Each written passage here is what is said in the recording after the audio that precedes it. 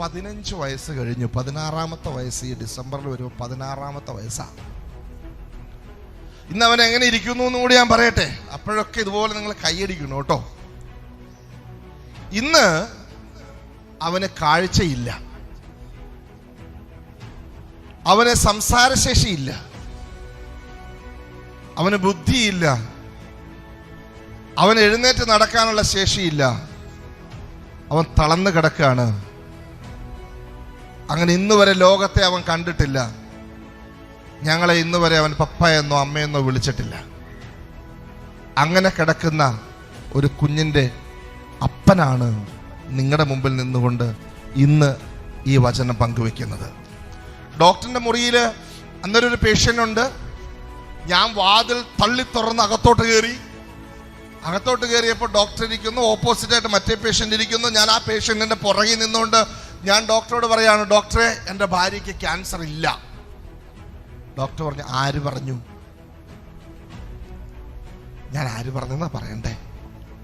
Test ചെയ്തിട്ട് result വല്ലതും കയ്യിലുണ്ടോ? Cancer ഇല്ല എന്ന് വല്ല റിസൾട്ടും ഉണ്ടോ? ഇല്ല. ഞാൻ പറഞ്ഞു, യേശു പറഞ്ഞു. ആമേൻ. ഡോക്ടർ എൻ്റെ മുഖത്ത് നോക്കി ഒരു ചിരി ചിരിച്ചു. ഡോക്ടർ ചിരിച്ചതിൻ്റെ അർത്ഥം വല്ലതും നിങ്ങൾക്ക് മനസ്സിലായോ? എന്താ മനസ്സിലായേ? ഭാര്യയ്ക്ക് ക്യാൻസർ വന്നപ്പോൾ ഭർത്താവിന് ഭ്രാന്ത് വന്നു എന്നാണ് അർത്ഥം.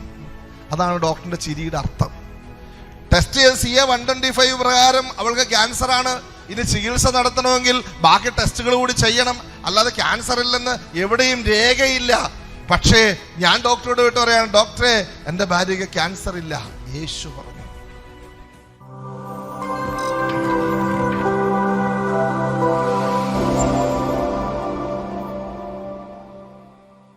പ്രിയപ്പെട്ടവരെ, ഞാൻ അച്ഛൻ പറഞ്ഞു, ഞാൻ ഒരു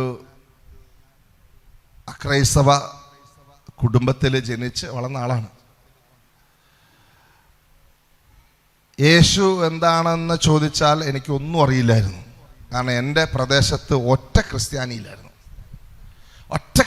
ഇല്ലാത്തൊരു നാട്ടിൽ നിന്നാണ് ഞാൻ പറഞ്ഞത്. ഇപ്പോഴും ഇല്ല കേട്ടോ. ഇപ്പം ഞാൻ മാത്രമേ ഉള്ളൂ ആ നാട്ടിലൊരു കുടുംബം, ആരുമില്ല.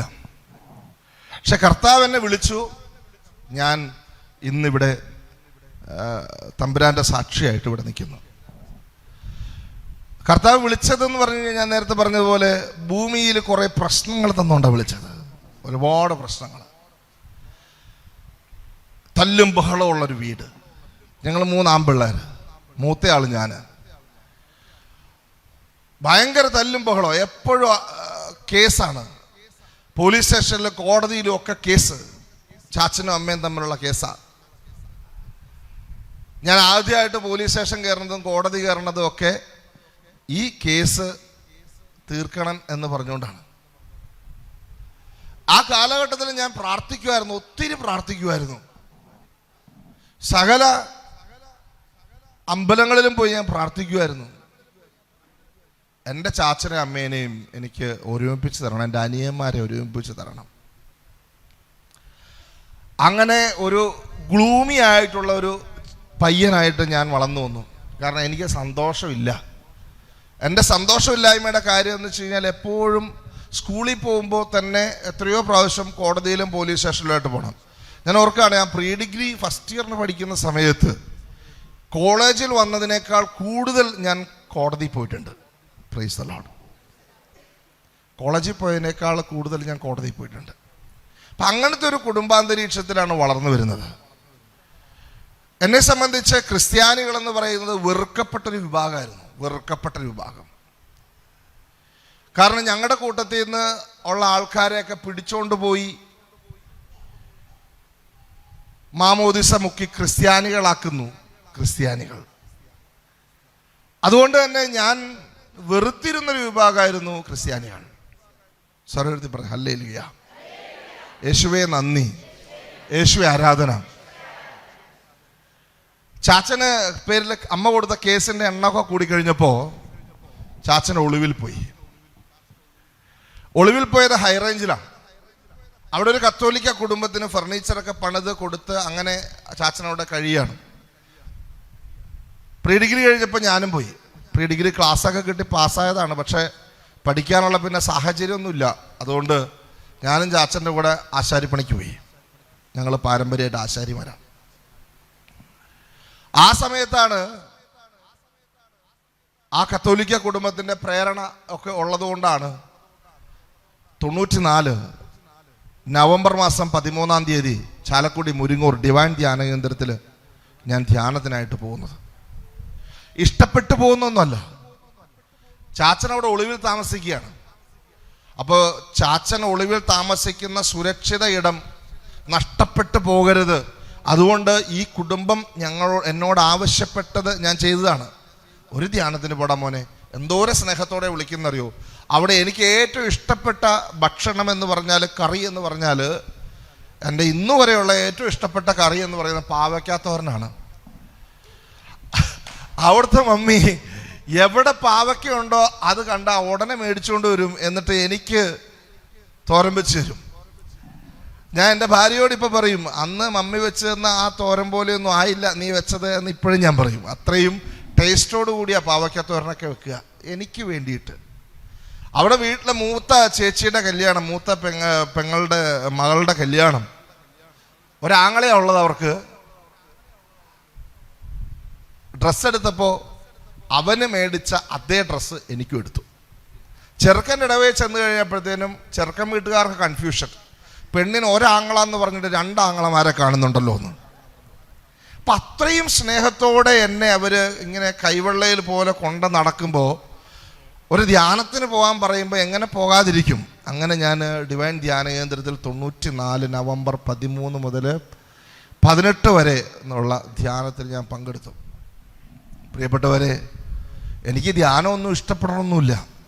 കണ്ണടയ്ക്കാൻ പറഞ്ഞാൽ കണ്ണടക്കില്ല, കൈ ഉയർത്താൻ പറഞ്ഞാൽ കൈ ഉയർത്തില്ല, സ്തുതിക്കാൻ പറഞ്ഞാൽ സ്തുതിക്കൂല.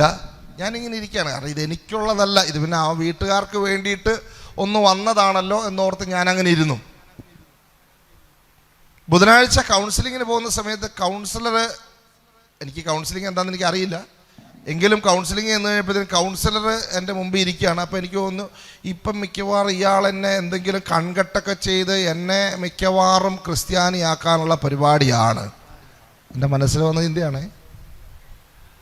കണ്ണടച്ച് പ്രാർത്ഥിക്കാൻ പറഞ്ഞു. പുള്ളി കുറേ കാര്യങ്ങൾ, നല്ല കാര്യങ്ങളൊക്കെ പറഞ്ഞു. ഞാൻ നല്ല കാര്യങ്ങളൊക്കെ സ്വീകരിച്ചു.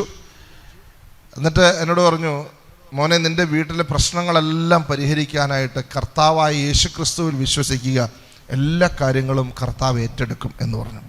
ഞാൻ ആ ചേട്ടനോട് പോയിട്ട് പറഞ്ഞു, ചേട്ടാ പള്ളിയിൽ പോയി പറഞ്ഞാൽ മതി എന്ന് പറഞ്ഞു. ഞങ്ങളുടെ നാട്ടിലൊരു സ്റ്റൈലാണ് പള്ളിയിൽ പോയി പറഞ്ഞാൽ മതി എന്ന് പറയുന്നത്. ഈ മനുഷ്യൻ അവസാനം എൻ്റെ മുമ്പിൽ തോറ്റിട്ട് പറഞ്ഞു, മോനെ, കർത്താവ് നിന്നോട് സംസാരിക്കട്ടെ, നീ ബൈബിൾ തുറക്ക്, ബൈബിളിലൂടെ കർത്താവ് നിന്നോട് സംസാരിക്കും. പുള്ളി ബൈബിൾ എൻ്റെ കയ്യിലേക്ക് തന്നു. എന്നിട്ട് കണ്ണടച്ചൊന്ന് പ്രാർത്ഥിച്ചിട്ട് ബൈബിൾ തുറന്ന് വായിക്കാൻ പറഞ്ഞു. കണ്ണടയ്ക്കാൻ നോക്കിയപ്പോഴാണ് എനിക്ക് കുട്ടൻസ് മനസ്സിലായത്, ഇപ്പോഴായിരിക്കും മിക്കവാറും ഇയാൾ എന്നെ ഹിപ്നോട്ടിസ് ചെയ്യാൻ വേണ്ടി പോകുന്നത്. അതുകൊണ്ട് പുള്ളി കണ്ണടച്ച്, ഞാൻ കണ്ണടച്ചില്ല. ഹല്ലേലൂയ. ഉറക്കെ പറഞ്ഞ് ഹല്ലേലൂയ. പോരാ, ഉറക്കെ പറഞ്ഞ് ഹല്ലേലൂയ. സന്തോഷത്തോടെ പറഞ്ഞ് ഹല്ലേലൂയ. പ്രിയപ്പെട്ടവരെ, എന്തായാലും ബൈബിൾ തുറന്ന് വായിച്ചു. എൻ്റെ ബൈബിളല്ല, ആ ചേട്ടൻ തന്ന ബൈബിളാണ്. ആ ബൈബിളിൽ ഒരു 2-3 വരി എൻ്റെ കണ്ണുടക്കി തുറന്നപ്പോൾ കിട്ടിയതാ. അപ്പസ്തോല പ്രവർത്തനത്തിൻ്റെ 17-ാം അധ്യായം 30-ാമത്തെ വാക്യം ഇങ്ങനെയായിരുന്നത്, നിന്റെ അജ്ഞതയുടെ കാലഘട്ടങ്ങളെ ദൈവം കണക്കിലെടുക്കുന്നില്ല. എങ്ങനെ ഇത് എന്നെപ്പറ്റി പറയണ പോലെ ഇല്ലേ, എന്തോ ഒരു കുത്തും കോളും വെച്ച് പറയണ പോലെ ഒരു വാക്യം അല്ലേ. ചില കാര്യങ്ങൾ പറയുമ്പോൾ നമ്മൾ പറയും, ഈ നീ എന്തോ കുത്തും കോളും വെച്ച് പറയുകയാണല്ലോ എന്ന് പറയും. എന്ന് പറഞ്ഞ പോലെ ഈ വാചനം ഇങ്ങനെ പറയുകയാണ്, നിന്റെ അജ്ഞതയുടെ കാലഘട്ടങ്ങളെ ദൈവം കണക്കിലെടുക്കുന്നില്ല. എന്നാൽ ഇന്ന് സകലയിടത്തുമുള്ള സകല ജനങ്ങളും പശ്ചാത്തപിക്കണമെന്ന് അവിടുന്ന് ആജ്ഞാപിക്കുന്നു. ക്രിസ്ത്യാനിയെന്നോ യഹൂദനെന്നോ അല്ല, എല്ലാ ജനങ്ങളും. ഇസ്രായേലിലെ ജനം എന്നല്ല, സകലയിടത്തുള്ള ജനം. അപ്പോൾ ഇത് എന്നെപ്പറ്റി പറഞ്ഞതാണെന്ന് എനിക്കൊരു തോന്നൽ. ശരിയാണോ? ആണോ? ഇത് എന്നെപ്പറ്റി പറഞ്ഞതാണ്, എന്നെ മാത്രം ഓർത്ത് പറഞ്ഞതാണ് എന്നുള്ള ഒരു ചിന്ത. Hallelujah, hallelujah. ഓർക്കെ പറഞ്ഞ ഹല്ലേലൂയ. യേശുവേ നന്ദി. ഞാനപ്പോൾ ഈ ചേട്ടനോട് പറഞ്ഞു, ചേട്ടാ ഇത് എന്നെപ്പറ്റി പറഞ്ഞാന്നൊരു ചിന്ത എനിക്ക് വരുന്നു, അതുകൊണ്ട് ഞാൻ നിങ്ങൾ പറയണ പോലെ എന്നാ ചെയ്യണ്ടേ എന്ന് ചോദിച്ചു. അപ്പോൾ ഈ ചേട്ടൻ പറഞ്ഞു, മോനെ നീ കർത്താവായ യേശു ക്രിസ്തുവിൽ വിശ്വസിക്കുക. പിന്നെയും ഈ മനുഷ്യൻ ഇത് തന്നെ പറയാണ്. ഞാൻ പറഞ്ഞു, ഞാനൊരു കാര്യം, ഞാൻ 3 ദിവസം വിശ്വസിക്കാം. എത്ര ദിവസം? 3 ദിവസം വിശ്വസിക്കാം. എന്നാന്ന് വെച്ചാൽ ഇനി 3 ദിവസവും കൂടി ധ്യാനം ബാക്കിയുണ്ട്. ബുധനാഴ്ച ഉച്ചയ്ക്ക് സംഭവം നടക്കണേ. ഈ 3 ദിവസം വിശ്വസിച്ചിട്ട് എൻ്റെ പ്രശ്നങ്ങളെല്ലാം നിങ്ങളുടെ യേശു ഏറ്റെടുക്കുമെങ്കിൽ ഞാൻ എൻ്റെ ജീവിതകാലം മുഴുവൻ അവനെ വിശ്വസിച്ചോളാം. ഇല്ലെങ്കിൽ ഞാനൊരു കാര്യം ചെയ്യും, ഒരു പ്രതികാരം ചെയ്യും. അപ്പം ചേട്ടൻ ചോദിച്ചു, എന്ത് പ്രതികാരം എന്ന് ചെയ്യും? ഡിവൈൻ ധ്യാന കേന്ദ്രത്തിൽ പണ്ട് പോയിട്ടുള്ളവർക്കറിയാം, ഡിവൈൻ ധ്യാന കേന്ദ്രത്തിൻ്റെ സ്റ്റേജിൻ്റെ വലതുവശത്ത് ഇതുപോലെ വലിയൊരു ക്രൂശിത രൂപം ഉണ്ടായിരുന്നു പണ്ട്.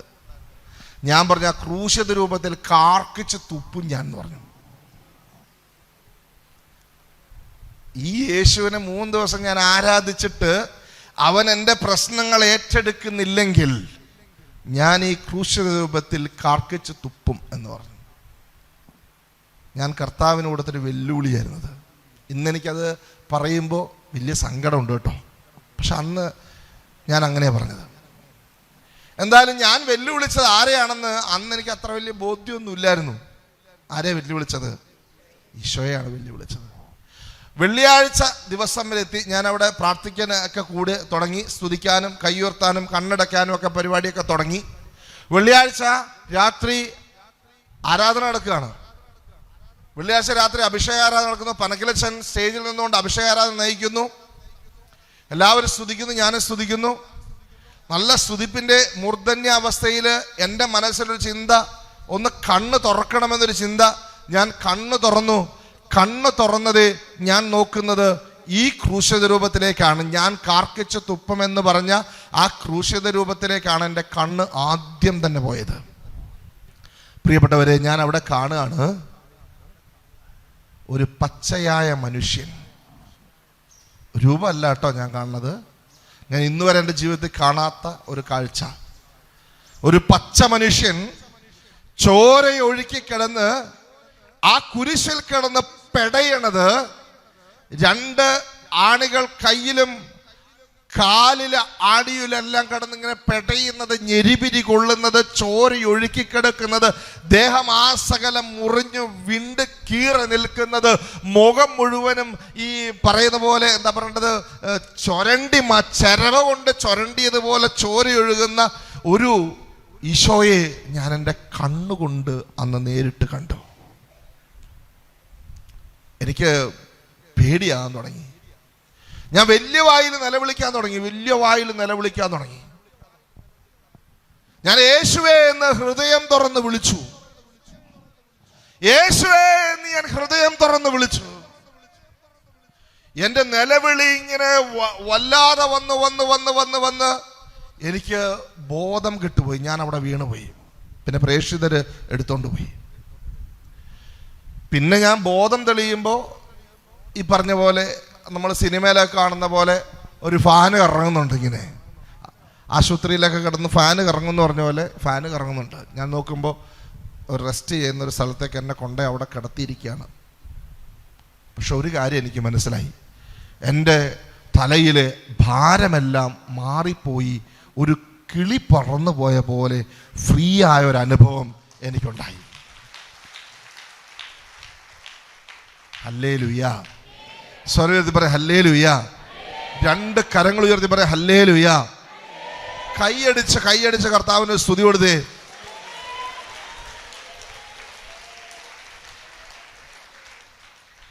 പ്രിയപ്പെട്ടവരെ, അന്ന് ഞാൻ യേശുവിനെ എൻ്റെ നാഥനും രക്ഷകനുമായി സ്വീകരിച്ചു. 94 നവംബർ 18 അന്ന് ആ രാത്രിയിൽ 31 വർഷമായി ഇന്നെൻ്റെ ഈശോയുടെ കൂടെ നടക്കുന്നു.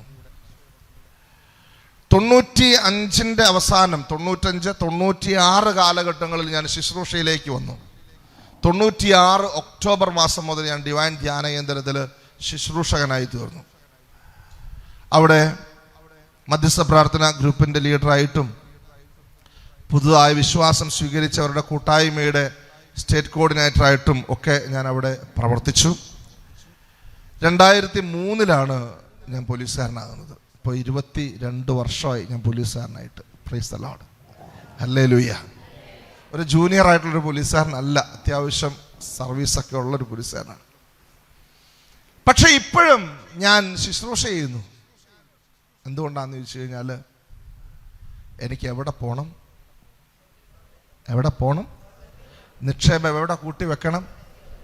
ഹല്ലേലൂയ, ഉറക്കെ പറഞ്ഞ ഹല്ലേലൂയ. പല പ്രയാസങ്ങളും ഉണ്ട്, പ്രതിസന്ധികളും ഉണ്ട്. പക്ഷേ ഏത് പ്രതിസന്ധിയും എൻ്റെ കർത്താവിനേക്കാൾ വലുതല്ലെന്ന് ഞാൻ വിശ്വസിക്കുക. നാട്ടില് ഞാൻ പ്രവർത്തിച്ചൊരു പ്രസ്ഥാനമുണ്ട്, എനിക്കെതിരെ വന്നു. ഇപ്പം നിങ്ങളുടെ മുമ്പിൽ നിൽക്കുമ്പോൾ 6 തവണ എന്നെ കൊല്ലാൻ വേണ്ടി വന്നായിരുന്നു. എന്നെ കൊല്ലാനും തല്ലാനും കാല് വെട്ടാനും ഒക്കെ ആയിട്ട് 6 തവണ വന്നായിരുന്നു. എൻ്റെ പേര് കേട്ടായിരുന്നോ? അച്ഛൻ പറഞ്ഞായിരുന്നു, സ്റ്റീഫൻ എന്നാണ്. പറഞ്ഞില്ലേ? എൻ്റെ പേര് ആരാ എനിക്ക് ഇട്ടതെന്നറിയാവോ? ഞാൻ തന്നെ ഇട്ട പേരാ. ഹല്ലേലൂയ. നിങ്ങളുടെ ഒന്നും പേര് നിങ്ങൾ ഇട്ടതല്ലല്ലോ, അല്ല, ഇത് ഞാനിട്ട പേരാ. 98 ജനുവരി 18 എൻ്റെ മാമോദിസയുടെ ദിവസം എനിക്ക് മാമോദിസ എന്ന വൈദികൻ, ബഹുമാനപ്പെട്ട ആൻഡോ കണ്ണമ്പുഴ അച്ഛൻ പോട്ട ധ്യാന കേന്ദ്രത്തിൻ്റെ പ്രൊക്രേറ്ററായിട്ട് ശുശ്രൂഷ ചെയ്യുന്ന സമയം അച്ഛനാണ് എനിക്ക് മാമോദിസ തന്നത്. എൻ്റെ സ്പിരിച്വൽ ഫാദർ ആയിരുന്നു അച്ഛൻ. ഇപ്പം സ്വർഗത്തിൽ കർത്താവിൻ്റെ അടുത്താണ് ഉള്ളത്. കൊറോണ സമയത്ത് കർത്താവ് കൊണ്ടുപോയി. അച്ഛൻ എന്നോട് ചോദിച്ചു, എടാ, മാമോദിസ കിടാനായിട്ട് നീ വല്ല പേരും കണ്ടുവച്ചിട്ടുണ്ടോ എന്ന് ചോദിച്ചു. അപ്പം ഞാൻ പറഞ്ഞു, അച്ഛൻ ഉണ്ട്. ഞാൻ തിരിച്ചു ചോദിച്ചില്ല, അച്ഛൻ വല്ല പേരും കണ്ടുവച്ചിട്ടുണ്ടോ എന്ന് ചോദിച്ചില്ല. ചിലപ്പോൾ അച്ഛൻ്റെ മനസ്സിൽ വേറെ വല്ല പേരും ഉണ്ടായിരുന്നിരിക്കാം, പക്ഷെ ഞാനത് ചോദിച്ചില്ല. ഞാൻ വെച്ചാൽ അച്ഛൻ വല്ല പേരും കണ്ടുവച്ചിട്ടുണ്ടോ എന്ന് ചോദിച്ചില്ല. ഞാൻ പറഞ്ഞു, അച്ഛൻ ഉണ്ട്. അപ്പോൾ അച്ഛൻ ചോദിച്ചു, എന്താ പേര്? സ്റ്റീഫൻ. അപ്പം അച്ഛൻ ചോദിച്ചു, അതെന്താ ആ പേര് കണ്ടുവെക്കാൻ കാരണം? ഞാൻ പറഞ്ഞു, അച്ഛാ, ആദ്യത്തെ രക്തസാക്ഷി ആരാണ്? വിശുദ്ധ സ്റ്റീഫനാണ്. എനിക്ക് അതുപോലെ രക്തസാക്ഷിയാണ് അച്ഛാ എന്ന് പറഞ്ഞു. എനിക്ക് അതുപോലെ രക്തസാക്ഷിയാണ്. എൻ്റെ സ്വപ്നമാണത്. എൻ്റെ ആഗ്രഹം എന്ന് മാത്രമല്ല, എൻ്റെ സ്വപ്നമാണത്. വിശ്വാസം സ്വീകരിച്ച് ഇത്രയും വർഷമായിട്ട്, 10-31 വർഷമായിട്ട് വിശ്വാസം സ്വീകരിച്ച് ഇവിടെ നിൽക്കുമ്പോഴും എൻ്റെ സ്വപ്നം ഒരു രക്തസാക്ഷിയാകണം എന്നുള്ളത് തന്നെയാണ്. സ്വരത്തിൽ പറഞ്ഞ ഹല്ലേലൂയ. അല്പം കൂടെ ഉറക്കെ പറയാം, ഹല്ലേലൂയ.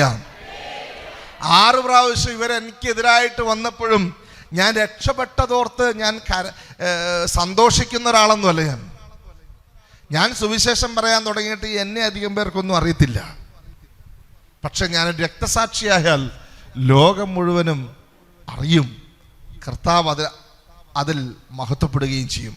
സ്വരത്തിൽ പറഞ്ഞ ഹല്ലേലൂയ, ഹല്ലേലൂയ. യേശുവേ നന്ദി. പിന്നെ രക്തസാക്ഷികൾക്കുള്ള വേറൊരു ഗുണം എന്താണെന്നറിയോ? രക്തസാക്ഷികൾക്കുള്ള വേറൊരു ഗുണം, അവർ വിശുദ്ധരായിട്ട് പ്രഖ്യാപിക്കപ്പെടാനായിട്ട് അത്ഭുതങ്ങളുടെ സാക്ഷ്യങ്ങളൊന്നും ആവശ്യമില്ല. സഭയിൽ സാധാരണ ഒരു ജീവിതം നയിച്ച ഒരാൾ വിശുദ്ധനായിട്ട് വാഴ്ത്തപ്പെട്ടവനായിട്ട് പ്രഖ്യാപിക്കപ്പെടാനും വിശുദ്ധനായിട്ട് പ്രഖ്യാപിക്കപ്പെടാനും ഒക്കെ അത്ഭുതങ്ങൾ അതിനു മുമ്പായിട്ടൊക്കെ നടക്കണം. പക്ഷെ ഒരു രക്തസാക്ഷി വിശുദ്ധനായിട്ട് പ്രഖ്യാപിക്കപ്പെടാൻ ഇതിൻ്റെ ഒന്നും ആവശ്യമില്ല. അപ്പോൾ എനിക്ക് വേഗം ചുളുവിൽ ആരാകാം, വിശുദ്ധനായി തീരാം. സ്വരത്തിൽ പറയാം ഹല്ലേലൂയ. അതുകൊണ്ട് എനിക്ക് എന്താകണം? ഒരു രക്തസാക്ഷിയാണ്. എൻ്റെ ആഗ്രഹമായിരുന്നു, എൻ്റെ സ്വപ്നമാണ്. അതിനാ സ്റ്റീഫൻ എന്ന പേര് സ്വീകരിച്ചത്. പ്രിയപ്പെട്ടവരെ, ഞാൻ അഭിമാനത്തോടെ നിങ്ങളോട് പറയാണ്, എൻ്റെ മനസ്സിലെ ആ സ്വപ്നം ഇന്നും കൊഴിഞ്ഞു പോയിട്ടില്ല, കുറഞ്ഞു പോയിട്ടില്ല. ആഗ്രഹത്തിന് ഒരു കുറവും സംഭവിച്ചിട്ടില്ല. സ്വർഗത്തിൽ നിക്ഷേപം കൂട്ടിവെക്കണം. ഇപ്പൊ ബഹുമാനപ്പെട്ട 2 കന്യാസ്ത്രീകൾ ഛത്തീസ്ഗഡില് അറസ്റ്റിലായിട്ട് ഒരാഴ്ചയാകുന്നു. എനിക്ക് സങ്കടമൊന്നുമില്ല.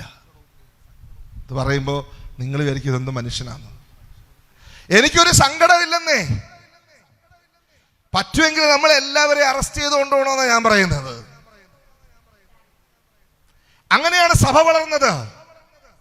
രക്തസാക്ഷികളിലൂടെ വളർന്നതാണ് കത്തോലിക്ക തിരുസഭ. ആ സഭയെ തകർക്കാനായിട്ട് ഒരു ജയിലിനും സാധിക്കില്ല. ഹല്ലേലൂയ, യേശുവേ നന്ദി. നിരത്തി നിർത്തി വെടിവെച്ച് കൊന്നില്ലേ സിറിയയില് ക്രിസ്ത്യാനികളെ? തകർന്നോ സഭ?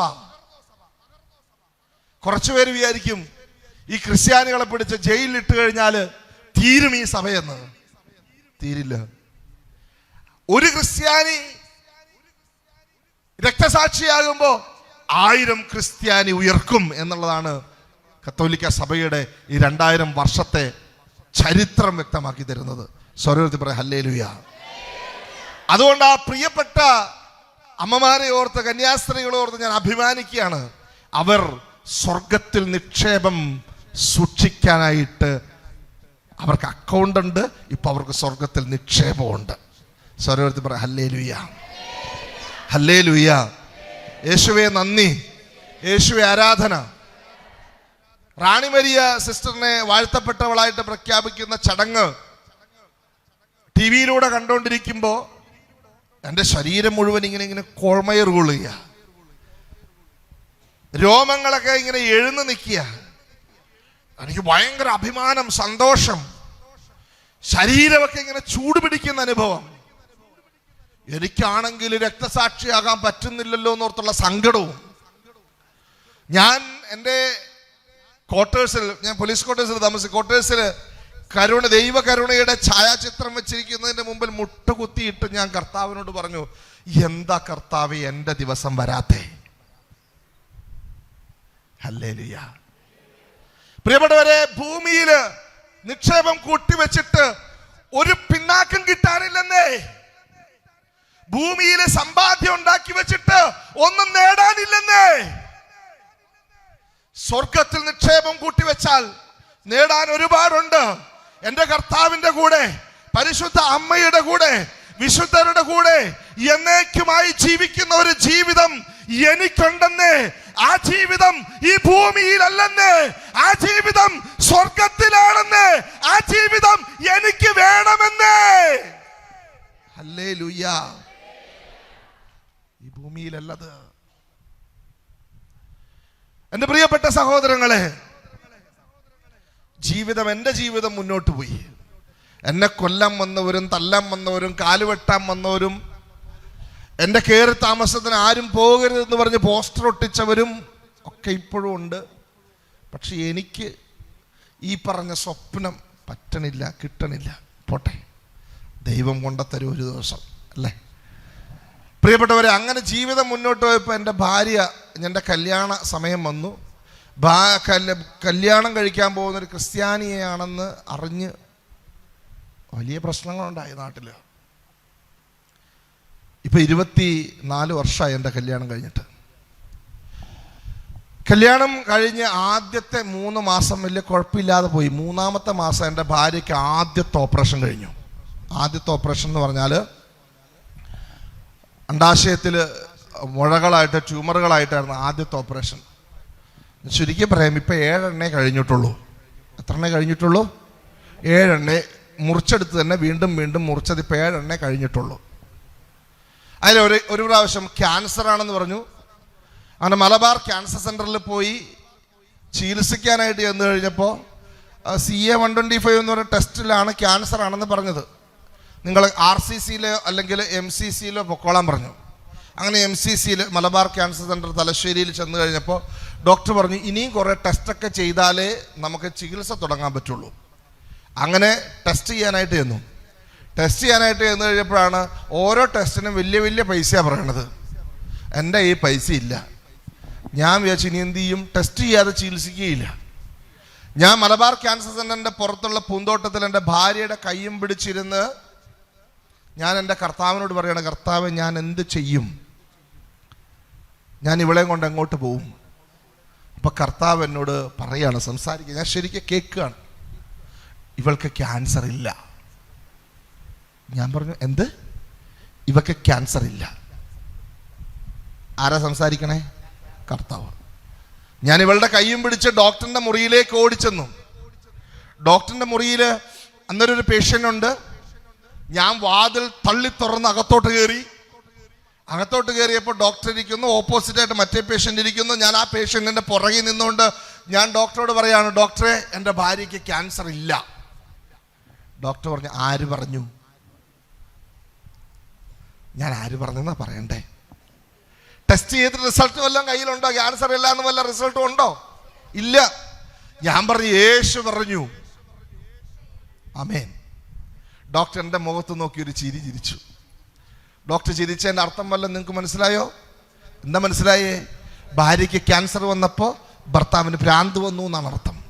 അതാണ് ഡോക്ടറിൻ്റെ ചിരിയുടെ അർത്ഥം. ടെസ്റ്റ് ചെയ്ത് CA-125 പ്രകാരം അവൾക്ക് ക്യാൻസർ ആണ്.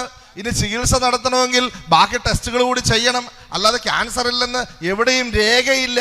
പക്ഷേ ഞാൻ ഡോക്ടറോട് വിട്ട് പറയാണ്, ഡോക്ടറെ എൻ്റെ ഭാര്യയ്ക്ക് ക്യാൻസർ ഇല്ല, യേശു പറഞ്ഞു. ഡോക്ടറോട് ഞാൻ പറഞ്ഞു, ഇനി ഇവക്ക് ക്യാൻസറിന് മരുന്ന് കൊടുക്കണ്ട, ഞാൻ തന്നെയാണ് ബാക്കി തീരുമാനിക്കുന്നത്. ഇനി ക്യാൻസറിന് മരുന്ന് കൊടുക്കണ്ട. അപ്പോൾ ഡോക്ടർ ചോദിച്ചു, പിന്നെ അല്ല ഇവളുടെ ഈ മുഴ മാറാൻ വേണ്ടി മരുന്ന് കൊടുത്താൽ മതി. ഞാൻ ഇപ്പോൾ ഡോക്ടർ പറഞ്ഞു, അത് ഞങ്ങൾ തീരുമാനിച്ചോളാം. ഞാൻ പറഞ്ഞു, ഡോക്ടർ ഇവ ക്യാൻസറില്ല, ഇനി മുഴ മാറാൻ വേണ്ടി മരുന്ന് കൊടുത്താൽ മതി. അപ്പോൾ അയാൾ പറഞ്ഞു, പുറത്തിറങ്ങാൻ പറഞ്ഞു, റൂമിൻ്റെ പുറത്തിറങ്ങും. ഞാനും ഡോക്ടറുമായിട്ടൊരു വാഗ്വാദം നടക്കുകയാണ്. അവസാനം ഞാൻ ഡോക്ടറോട് ഒരു കാര്യം പറഞ്ഞു, ഡോക്ടറെ ഈ CA-125 ആണല്ലോ ക്യാൻസർ ആണെന്ന് പറഞ്ഞത്, ആ ടെസ്റ്റ് ഒന്നും കൂടി ഒന്ന് ചെയ്യണം. ഡോക്ടർ ചോദിച്ചു, എന്തിന്? ഇപ്പം 2 ആഴ്ച പോലും ആയിട്ടില്ല ടെസ്റ്റ് ചെയ്തിട്ട്, ഇനി വലിയ മാറ്റമൊന്നും അതിൽ വരില്ല. എൻ്റെ പ്രിയപ്പെട്ടവരെ, അന്ന് ഞാൻ പോലീസുകാരനൊന്നും ആയിട്ടില്ല.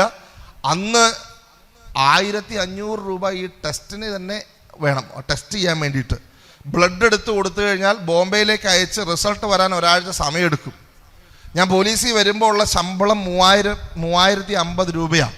അപ്പോൾ ഏകദേശം ആ ശമ്പളത്തിൻ്റെ പകുതി വേണം അന്ന് ഈ ടെസ്റ്റ് ചെയ്യാൻ. നിങ്ങളപ്പോൾ ചിന്തിച്ച് നോക്കുക, ഇന്നതിന് റേറ്റ് വളരെ കുറവാണ്. ഇന്നിപ്പോൾ ഇവിടുത്തെ ലാബിലൊക്കെ നമുക്ക് ചെയ്യാം.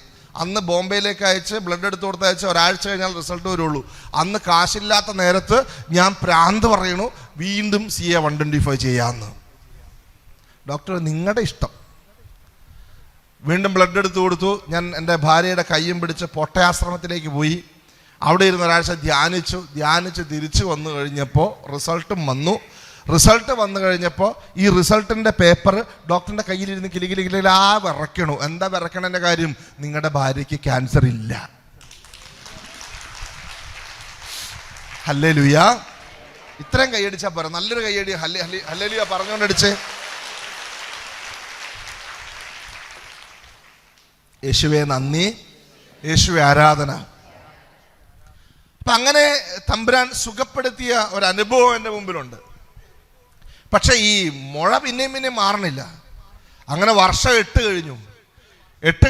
അപ്പോഴത്തേന് 5 ഓപ്പറേഷൻ കഴിഞ്ഞു.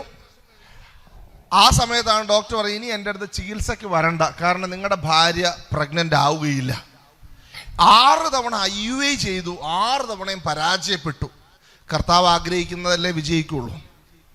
ഡോക്ടർ തോറ്റു, ഇനി വരണ്ടെന്ന് പറഞ്ഞു. ഡോക്ടറിൻ്റെ മുറിയിൽ നിന്ന് പുറത്തിറങ്ങുമ്പോൾ ഞാൻ പണ്ട് കേട്ട അതേ സ്വരം വീണ്ടും കേൾക്കുകയാണ്, നിങ്ങൾക്ക് ഉടനെ ഒരു കുഞ്ഞിനെ തരും. ആരുടെ സ്വരം? ഈശോയുടെ സ്വരം. ആണ്ടടക്കുന്നു. ഞാൻ എൻ്റെ ഭാര്യയോട് പറഞ്ഞു, എടി നമുക്ക് ഉടനെ ഒരു കുഞ്ഞിനെ കിട്ടും. അവളെൻ്റെ മുഖത്തോട്ടൊരു നോട്ടം നോക്കി. ആ നോട്ടത്തിൻ്റെ അർത്ഥം ഇന്നും എനിക്കറിയത്തില്ല. ചെറിയ പറ ഹല്ലേലൂയ. പെണ്ണുങ്ങളുടെ ചില നോട്ടത്തിൻ്റെ അർത്ഥം ആണുങ്ങൾക്ക് ഒരു കാലത്തും മനസ്സിലായില്ല, അല്ലേ ചേട്ടാ? ചെറിയ പറ ഹല്ലേലൂയ. അപ്പോൾ അങ്ങനെ റൂമിൽ നിന്ന് പുറത്തിറങ്ങി പിറ്റേ മാസം തന്നെ ഞങ്ങൾ ധ്യാനത്തിന് പോകാനായിട്ട് തീരുമാനമെടുത്തു. 2009 ജനുവരിയിലാണ് ഡോക്ടർ കുഞ്ഞുങ്ങൾ ഉണ്ടായില്ലെന്ന് പറഞ്ഞത്. 2009 ഫെബ്രുവരിയിൽ ഞങ്ങൾ ധ്യാനത്തിന് പോകുന്നു. മാർച്ചിൽ ഈസ്റ്ററിൻ്റെ തലേ ദിവസം എൻ്റെ ഭാര്യ പറഞ്ഞു, ഒന്ന് പരിശോധിച്ച് നോക്കിയാലോ, വീട്ടിൽ പോകണം, ബൈക്കിലാണ് യാത്ര. അന്നത്തെ യാത്രാ സൗകര്യം സ്ഥിരം ബൈക്കിലാണ് പോകുന്നത്. ഞാൻ വെച്ചാൽ എന്താ, അല്ല പീരീഡ്സ് ആയിട്ടില്ല, ഒന്ന് പരിശോധിച്ച് നോക്കിയാലോ. നോക്കാം. മെഡിക്കൽ ഷോപ്പിൽ പോയി കിറ്റ് മേടിച്ച് പരിശോധിച്ച് നോക്കിയപ്പോൾ പോസിറ്റീവ്. അപ്പം ഞാൻ പറഞ്ഞു, കിറ്റ് പറ്റിച്ചതാണേലോ, നമുക്ക് ലാബിൽ പോയി പരിശോധിച്ച് നോക്കാം. അപ്പോഴും പോസിറ്റീവ്. ഡോക്ടർ വിളിച്ച് പറഞ്ഞു. ഡോക്ടർ പറഞ്ഞു, ബിന്ദുവിൻ്റെ കാര്യം തന്നെ അല്ലേ പറയണേ? ഞാൻ പറഞ്ഞു, അതെ ഡോക്ടറെ, വേറെ ആരുടെ കാര്യം ഞാൻ പറയാനാ? ഡോക്ടർ പറഞ്ഞു, നടക്കിയാലാന്ന് പറഞ്ഞു. നിങ്ങൾ നല്ല വല്ല ആശുപത്രിയിലും കൊണ്ട് പരിശോധിപ്പിച്ച് നോക്കാൻ പറഞ്ഞു. അപ്പോഴും പോസിറ്റീവ്. ഡോക്ടർ വീണ്ടും വിളിച്ചു. ഡോക്ടർ പറഞ്ഞു, നിങ്ങൾ വൈകുന്നേരം എൻ്റെ അടുത്ത് വാ, ഞാൻ നിങ്ങളോട് സംസാരിക്കട്ടെ, നിങ്ങൾ വേറെ ആരോടും പറയണ്ടെന്ന് പറഞ്ഞു. ചെന്നു കഴിഞ്ഞു. ഡോക്ടർ പറഞ്ഞു, ഇതൊരിക്കലും സാധിക്കുകയില്ല. കാരണം ബിന്ദുവിൻ്റെ ഓവറി ഒരെണ്ണം മുഴുവനും പോയതാണ്, മറ്റു ഓവറിയും 90% പോയതാണ്. മുഴുവനകത്ത് മുഴുവൻ പ്രശ്നങ്ങളാണ്, മുഴുവൻ സിസ്റ്റുകളാണ്. അതുകൊണ്ട് ഇതൊരിക്കലും നടക്കില്ലാത്ത കാര്യമാണ്. അപ്പം ഞാൻ ഡോക്ടറെ ഇങ്ങനെ കണ്ടത് 3 പ്രാവശ്യം ഇപ്പോൾ പരിശോധിച്ചില്ലേ, അത് മിക്കവാറും ട്യൂബുലർ പ്രഗ്നൻസി ആയിരിക്കും. അത് ഒരു 2 ആഴ്ച കൊണ്ട് അത് അബോർട്ടായി പോവും. 2 ആഴ്ച കഴിയുമ്പോൾ നമുക്ക് സ്കാൻ ചെയ്ത് നോക്കുമ്പോൾ അറിയാൻ പറ്റും എന്ന് പറഞ്ഞു. ഞാൻ ആരോടും പറഞ്ഞില്ല, എൻ്റെ വികാരിയച്ഛനോട് പറഞ്ഞു. അന്നത്തെ എൻ്റെ വികാരിയച്ഛൻ, ഇപ്പോൾ തലശ്ശേരി രൂപതയിലെ വികാരി ജനറൽ ഫാദർ സെബാസ്റ്റ്യൻ പാലാക്കുഴിയച്ഛൻ അച്ഛനോട് പറഞ്ഞു, എൻ്റെ സ്പിരിച്വൽ ഫാദറിനോട് പറഞ്ഞു, പ്രാർത്ഥിക്കുന്ന 3-4 സുഹൃത്തുക്കളോടും പറഞ്ഞു, വേറെ ആരോടും പറഞ്ഞില്ല. അങ്ങനെ 2 ആഴ്ച കഴിഞ്ഞ് സ്കാൻ ചെയ്ത് നോക്കിക്കഴിഞ്ഞപ്പോൾ ഡോക്ടർ പറയുന്നു, ഇത് ട്യൂബുലർ പ്രഗ്നൻസി ഒന്നും അല്ല, ഒറിജിനൽ പ്രഗ്നൻസി തന്നെയാണ് എന്ന്. 2009 ഡിസംബർ മാസം 2-ാം തീയതി ദൈവം ഞങ്ങൾക്ക് ഒരു ആൺകുഞ്ഞിനെ തന്നു. ഹല്ലേലൂയ. പോരാ, ഉറക്കെ പറഞ്ഞ ഹല്ലേലൂയ. യേശുവേ നന്ദി, യേശുവേ ആരാധന.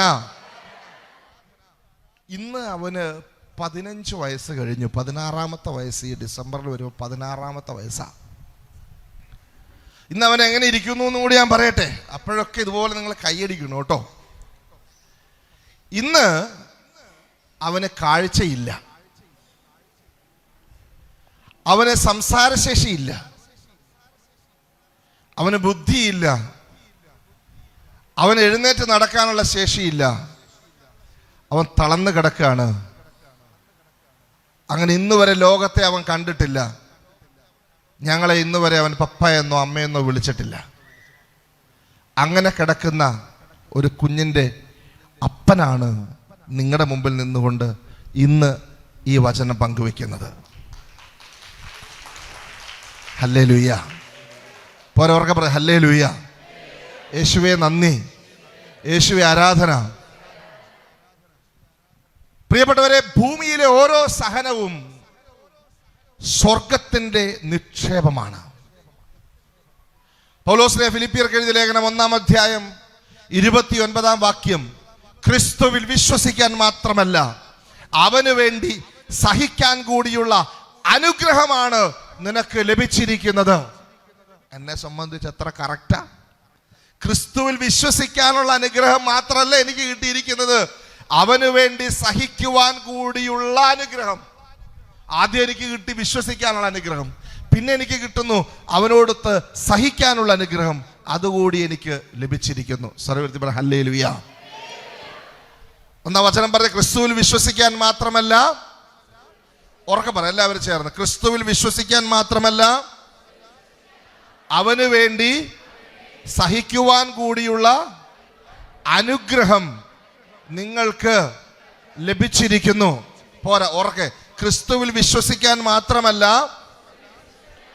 എല്ലാവരും പറയുന്നില്ല, ഉറക്കെ എല്ലാവരും പറഞ്ഞ്, ക്രിസ്തുവിൽ വിശ്വസിക്കാൻ മാത്രമല്ല, വലതുകരം ഉയർത്തി സ്വരം ഉയർത്തി പറഞ്ഞ്, ക്രിസ്തുവിൽ വിശ്വസിക്കാൻ മാത്രമല്ല അവന് വേണ്ടി സഹിക്കുവാൻ കൂടിയുള്ള അനുഗ്രഹം നിങ്ങൾക്ക് ലഭിച്ചിരിക്കുന്നു. ഒരിക്കൽ കൂടി പറയാം, ക്രിസ്തുവിൽ വിശ്വസിക്കാൻ മാത്രമല്ല അവന് വേണ്ടി സഹിക്കുവാൻ കൂടിയുള്ള അനുഗ്രഹം നിങ്ങൾക്ക് ലഭിച്ചിരിക്കുന്നു. ഹല്ലേലൂയ. പോരാ, ഹല്ലേലൂയ, ഹല്ലേലൂയ. അല്പം കൂടി ഉറക്കെ പറഞ്ഞ ഹല്ലേലൂയ. 2 കരങ്ങൾ ഉയർത്തി പറഞ്ഞ ഹല്ലേലൂയ, ഹല്ലേലൂയ. 1 മിനിറ്റ് നേരം ഒരു നല്ലൊരു ഹല്ലേലൂയ പറഞ്ഞ ഒരു സ്തുതിപ്പ് കൊടുത്ത കർത്താവിന്. ഹല്ലേലൂയ. നല്ല സ്തുതിപ്പ്, നല്ല സ്തുതിപ്പ്. സ്വരം ഉയർത്തി, സ്വരം ഉയർത്തി, സ്വരം ഉയർത്തി. സഹനമെന്ന അനുഗ്രഹം ലഭിച്ച എല്ലാ മക്കളും ഒന്ന് സ്തുതിച്ചേ. സ്വർഗരാജ്യത്തിൽ പേരെഴുതപ്പെടുന്ന മക്കളൊന്ന് സ്തുതിച്ചേ. സ്വർഗരാജ്യത്തിൽ നിക്ഷേപം കൂട്ടിവെക്കുന്ന മക്കളൊന്ന് സ്തുതിച്ചേ. ഈ ലോകത്തിൻ്റെതല്ലാത്ത മക്കളൊന്ന് സ്തുതിച്ചേ.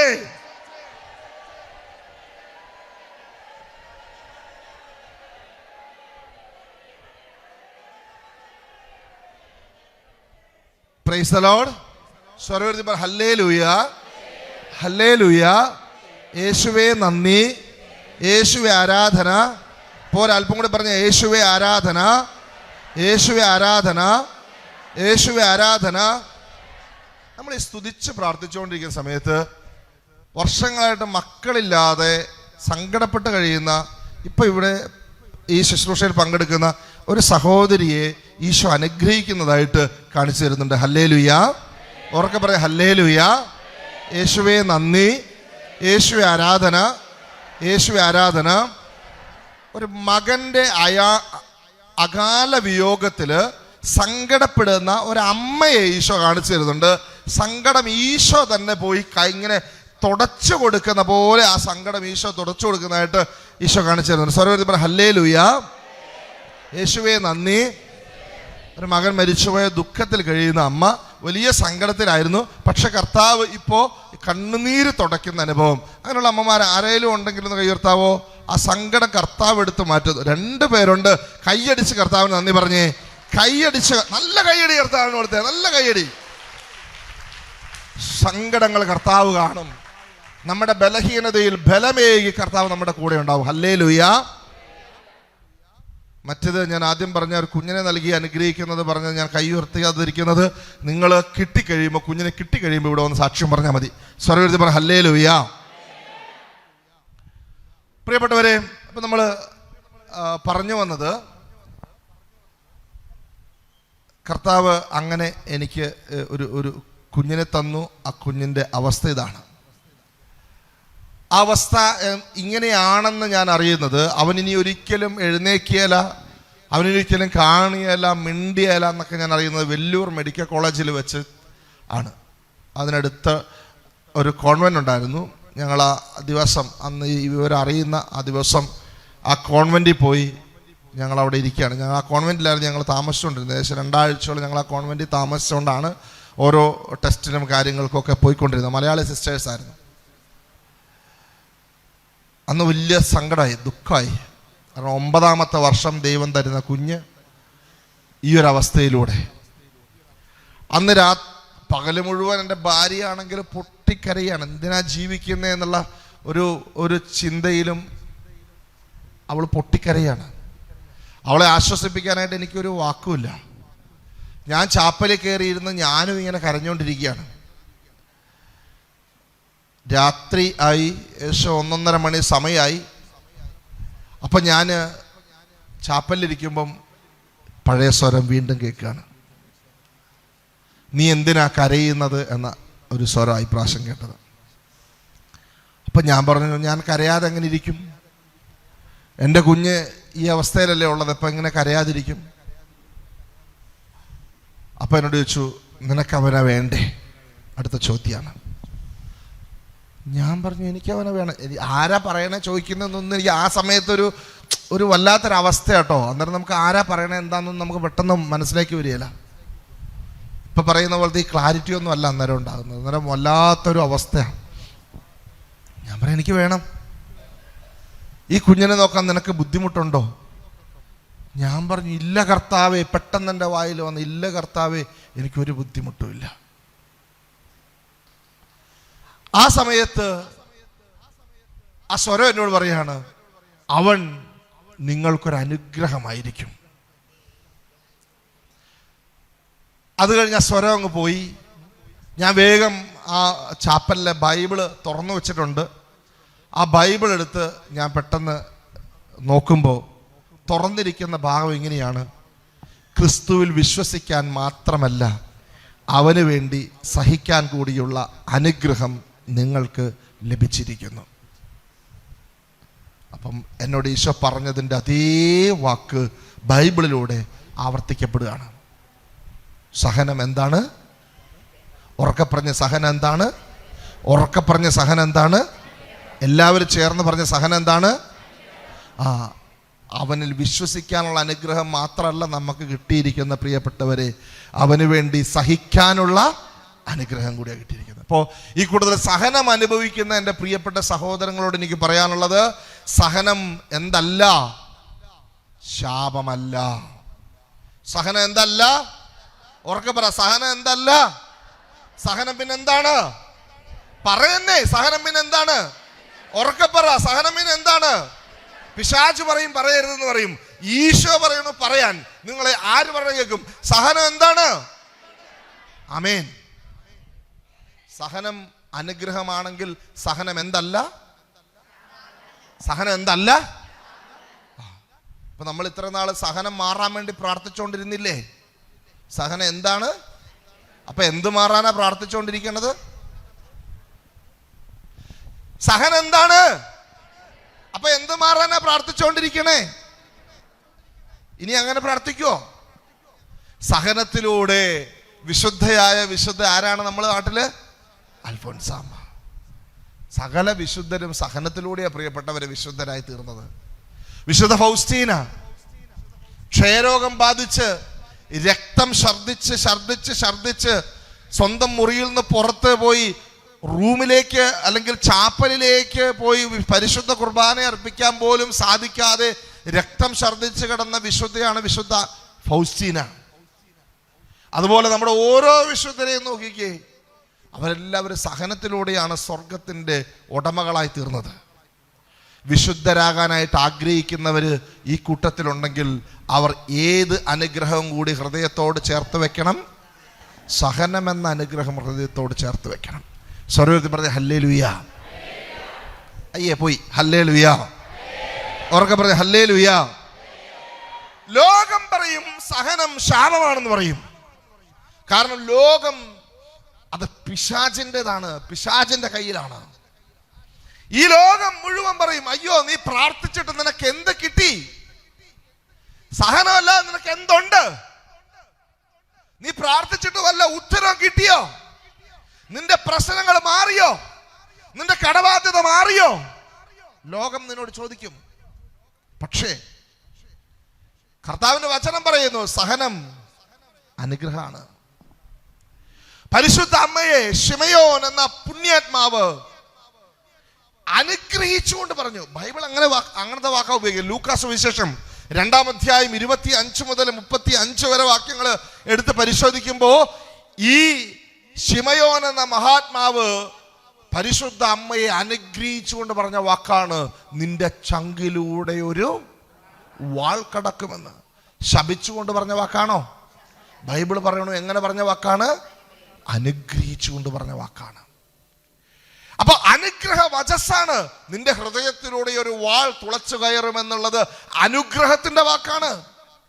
അപ്പൊ സഹനം ക്രിസ്തീയ ജീവിതത്തിൽ അനുഗ്രഹമാണ്. ഈ ലോകത്തിനത് മനസ്സിലാവില്ല. ഈ ലോകത്തിലുള്ള മക്കൾക്ക് അത് മനസ്സിലാവില്ല. ഈ ലോകത്തിന്റെ ദോഷത്വത്തിന് ഈ വിജ്ഞാനം മനസ്സിലാവില്ല. അവർക്ക് സഹനം എന്ന് പറഞ്ഞാൽ ശാപമാണ്, നമുക്ക് സഹനം എന്ന് പറഞ്ഞാൽ അനുഗ്രഹമാണ്. ഈശോ മിശിഹ കുരിശിൽ സഹിച്ചില്ലേ? ലോകത്തിലെ ഏറ്റവും വലിയ അനുഗ്രഹം. പരിശുദ്ധ അമ്മ സഹിച്ചില്ലേ?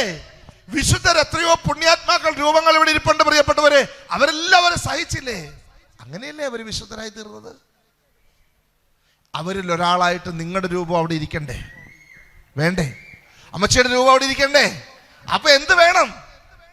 സഹനം വേണം. സ്വരത്തിൽ പറഞ്ഞ ഹല്ലേലൂയ.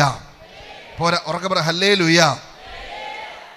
പ്രിയപ്പെട്ടവരെ, വിശുദ്ധ ലൂക്കാസ് സുവിശേഷം 12-ാം അധ്യായം 4 മുതൽ വാക്യങ്ങളാണ് ഇന്ന് ഈ കൈത്താക്കാലത്തിലെ ആദ്യത്തെ വെള്ളിയാഴ്ച സിറോ മലബാർ സഭ ദൈവമക്കളുടെ വായനയ്ക്കായിട്ട് തന്നിരിക്കുന്ന സുവിശേഷ ഭാഗം. ലൂക്കാസ് സുവിശേഷം 12-ാം അധ്യായം 4 മുതൽ വാക്യങ്ങളാണ്. അതിലൊരു വാക്യമുണ്ട് ഇങ്ങനെ: എന്ത് തിന്നുമെന്നോ എന്ത് കുടിക്കുമെന്നോ അന്വേഷിക്കേണ്ട, ആകുലരാവുകയും വേണ്ട. നിങ്ങൾക്കിതെല്ലാം ആവശ്യമാണെന്ന് പിതാവിനറിയാം. നിങ്ങൾ ആകെ ചെയ്യേണ്ട എന്താണ്? ഈശോ ആ വചനഭാഗത്തിന് അത് ആദ്യ ഭാഗത്ത് പറയാണ്, നിങ്ങൾ ആകാശത്തിലെ പറവകളെ നോക്കുവിൻ, കുരുവികളെ നോക്കുവിൻ, അവയേക്കാൾ എത്രയോ മൂല്യമുള്ളവരാണ് നിങ്ങൾ. അതിൻ്റെ തൊട്ട് മുമ്പിൽ വീണ്ടും പറയുന്ന ഈശോ, നിങ്ങൾ എനിക്ക് സാക്ഷ്യം നൽകുവിൻ, മനുഷ്യരുടെ മുമ്പിൽ നിങ്ങൾ എന്നെ സാക്ഷ്യപ്പെടുത്തുവിൻ, നിങ്ങൾ ഭയപ്പെടരുത് എന്ന്. ലൂക്കോസ് വിശേഷത്തിന്റെ 12-ാം അധ്യായം മുഴുവൻ അങ്ങനെയാണ്. സ്വർഗത്തിൽ നിക്ഷേപം കൂട്ടിവെക്കുന്നവരുടെ അടയാളങ്ങളാണ് നമ്മൾ അതിൽ കാണുക. സ്വർഗ്ഗത്തിൽ പറഞ്ഞ ഹല്ലേലൂയ, യേശുവേ നന്ദി, യേശുവേ ആരാധന, യേശുവേ മഹത്വം, ഹല്ലേലൂയ, ഹല്ലേലൂയ. അപ്പൊ നമ്മുടെ വിളി എന്താ? കർത്താവിനെ സാക്ഷ്യപ്പെടുത്താനുള്ള വിളിയാണ്. നമ്മുടെ സഹനത്തിന്റെ സമയത്തും നമ്മുടെ രോഗത്തിന്റെ സമയത്തും നമ്മുടെ പ്രശ്നങ്ങളുടെ സമയത്തും കർത്താവിനെ സാക്ഷ്യപ്പെടുത്താനുള്ള വിളിയാണ് നമ്മുടെ ഓരോരുത്തരുടെയും വിളി. ഈ പാലക്കാടിന്റെ മണ്ണിൽ നിന്നുകൊണ്ട് ഞാൻ സംസാരിക്കുമ്പോൾ പ്രിയപ്പെട്ടവർ, ഇനി നിങ്ങൾ ചിന്തിക്കേണ്ടത് നിങ്ങളുടെ ഓരോ സഹനവും ഓരോ വേദനയും സാക്ഷ്യത്തിന്റെ അടയാളമാക്കി മാറ്റണം. യേശുവിനെ കാണിച്ചു കൊടുക്കുന്നവരായിട്ട്, വെളിച്ചങ്ങളായിട്ട് മാറണം. ഈശോ പറഞ്ഞു ഞാൻ ലോകത്തിന്റെ പ്രകാശമാണ്.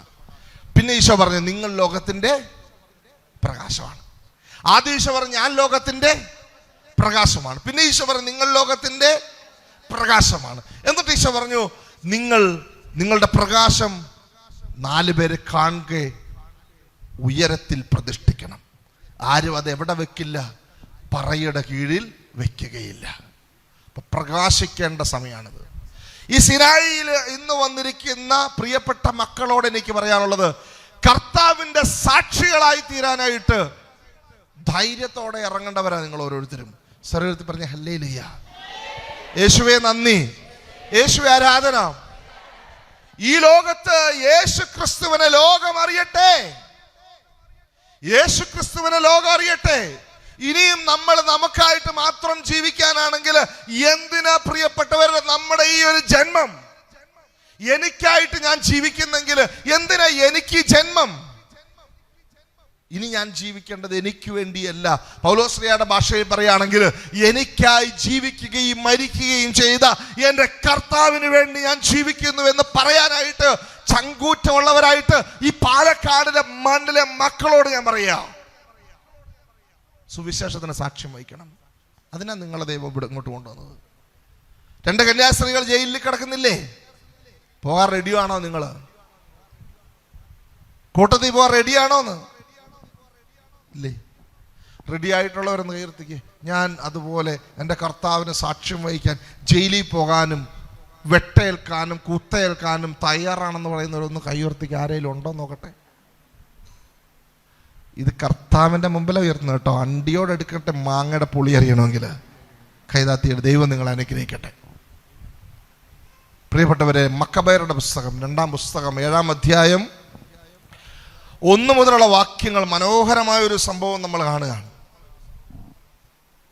അവിടെ നമ്മൾ കാണുന്നത് ഒരമ്മയും 7 മക്കളും ദൈവമായ കർത്താവിനെ സാക്ഷ്യപ്പെടുത്തിയതിൻ്റെ പേരിൽ, ദൈവമായ കർത്താവിൽ ഉറച്ചു നിന്നതിൻ്റെ പേരിൽ, ദൈവമായ കർത്താവ് പറയുന്നത് മാത്രമേ ചെയ്യൂ എന്ന് ശഠിച്ചതിൻ്റെ പേരിൽ പീഡിപ്പിക്കപ്പെട്ട അമ്മയും 7 മക്കളും. രാജാവ് പറഞ്ഞു, നിങ്ങൾ ഈ വിശ്വാസം ഉപേക്ഷിക്കണം. നിഷിദ്ധമായ പന്നിയിറച്ചി തിന്നാനായിട്ട് രാജാവ് ഇവരുടെ മുമ്പിലേക്ക് പന്നിയിറച്ചി വിളമ്പി. നിഷിദ്ധമായ പന്നിയിറച്ചി, യഹൂദനെ സംബന്ധിച്ച് പന്നിയിറച്ചി തിന്നാൻ പാടില്ല.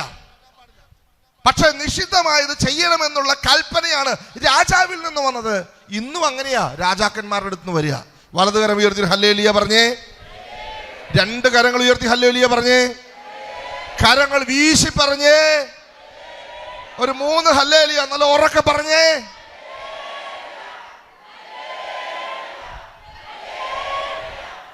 പ്രിയപ്പെട്ടവരെ, രാജാവ് കൽപ്പിച്ചത് അനുസരിക്കാൻ ഈ അമ്മയും മക്കളും തയ്യാറായില്ല. ഇവരെ പിടിച്ചു കെട്ടി, നിങ്ങൾ ആ ഭാഗം വായിച്ചിട്ടുള്ളവരെന്ന് കൈയുയർത്തിക്കുക. മക്കബയരുടെ പുസ്തകത്തിൽ ആ ഭാഗം വായിച്ചുള്ള കുറച്ച് പേരുണ്ട്. രാജാവ് ഇവരെ പിടിച്ചു കെട്ടിക്കൊണ്ടുവരാൻ പറഞ്ഞു. എന്താ? രാജകൽപ്പന അനുസരിക്കാത്ത ഈ ജനത്തെ പിടിച്ചു കെട്ടിക്കൊണ്ടുവരാൻ പറഞ്ഞു. കൊണ്ടുവന്നു കഴിഞ്ഞപ്പോൾ രാജാവ് പറഞ്ഞു, നിങ്ങൾക്കിതൊരു അവസരം തരാം. എന്താ അവസരം? കൂടുതൽ വലിയ കാര്യങ്ങളൊന്നും ചെയ്യണ്ട, ഓരോ കഷ്ണം പന്നിയിറച്ചി തിന്നാൽ മതി, നിങ്ങളെ വിട്ടേക്കാന്ന് പറഞ്ഞു. ഓരോ കഷ്ണം പന്നിയിറച്ചി തിന്നാൽ മതി. അമ്മയും 7 മക്കളും പറഞ്ഞു, ഞങ്ങളുടെ ദൈവത്തിന്റെ കൽപ്പന ധിക്കരിക്കുന്നതിനേക്കാൾ രാജാവേ മരിക്കാനും ഞങ്ങൾ സന്നദ്ധരാണ്. ഞങ്ങളുടെ ദൈവമായ കർത്താവിന്റെ കൽപ്പന ധിക്കരിക്കുന്നതിനേക്കാൾ മരിക്കാനും ഞങ്ങൾ തയ്യാറാണ്. രാജാവ് ഒന്നാമനെ കൊണ്ടുവരാൻ പറഞ്ഞു. അമ്മയുടെയും 6 മക്കളുടെ മുമ്പിൽ മൂത്തവനെ പിടിച്ചു. വലതുകര ഉയർത്തി ഹല്ലേലൂയ പറഞ്ഞേ. നല്ല ഉറക്കെ പറഞ്ഞേ ഹല്ലേലൂയ. നല്ല ഉറക്കെ പറഞ്ഞേ ഹല്ലേലൂയ. മൂത്തവനെ കൊണ്ടുവന്നു രാജാവിന്റെ മുമ്പിൽ കൊണ്ടു നിർത്തി. രാജാവിന്റെ മുമ്പിൽ കൊണ്ടു നിർത്തി രാജാവ് പറഞ്ഞ ഇവനെ കൊല്ലാൻ പോവാ, നിങ്ങൾ എൻ്റെ കൽപ്പന അനുസരിക്കുന്നോ?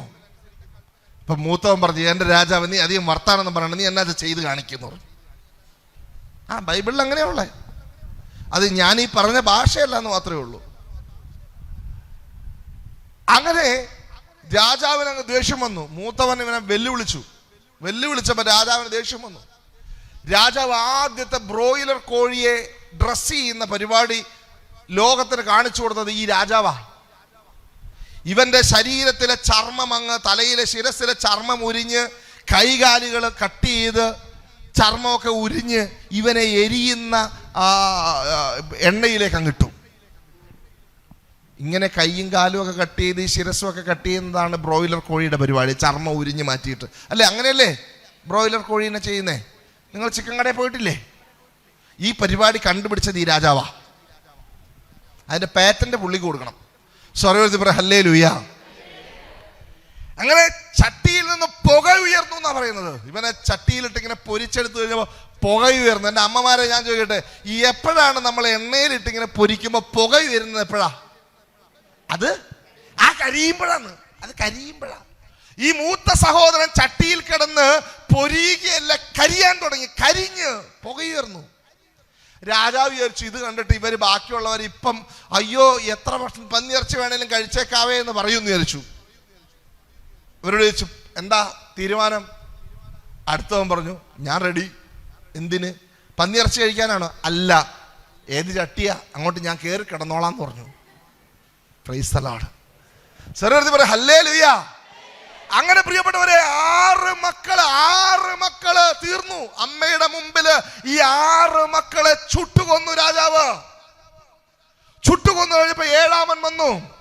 7-മൻ വന്നു കഴിഞ്ഞപ്പോ അമ്മ 7-മനോട് പറയാണ്, എൻ്റെ മകനെ, നിങ്ങളെങ്ങനെ എൻ്റെ ഉദരത്തിൽ ജന്മമെടുത്തു എന്ന് എനിക്കറിഞ്ഞുകൂടാ. നിങ്ങൾക്ക് ജീവനും ശ്വാസവും തന്നത് ഞാനല്ല, ദൈവമായ കർത്താവാണ്. അതുകൊണ്ട് എൻ്റെ പൊന്നുമകനെ, നിന്റെ ചേട്ടന്മാർക്ക് യോജിച്ചവനാണ് നീ എന്ന് ഈ കശാപ്പുകാരന്, അങ്ങനെ അമ്മ ആ വാക്ക് ഉപയോഗിക്കുന്നു, ഈ കശാപ്പുകാരന്, ഈ ഇറച്ചി വെട്ടുകാരനെ കാണിച്ചു കൊടുക്കടാ എൻ്റെ പൊന്നുമോനെ. അമ്മയുടെ വാക്കാ. എന്നിട്ട് അമ്മ കൂട്ടിച്ചേർത്ത് പറയാണ്, നമുക്ക് വീണ്ടും കാണാം, കർത്താവിന്റെ സന്നിധിയിൽ നമുക്ക് വീണ്ടും കാണാം, അവിടെ വെച്ച് നമ്മൾ വീണ്ടും കണ്ടുമുട്ടും. Price the Lord. സ്വർഗ്ഗത്തിൽ പറഞ്ഞ ഹല്ലേലൂയ. പോരെ ഹല്ലേലൂയ. ഓർക്കെ പറ ഹല്ലേലൂയ. രക്തസാക്ഷിത്വത്തിന്റെ വില എന്താണെന്ന് ഈ അമ്മ പഠിപ്പിച്ചു കൊടുക്കുക.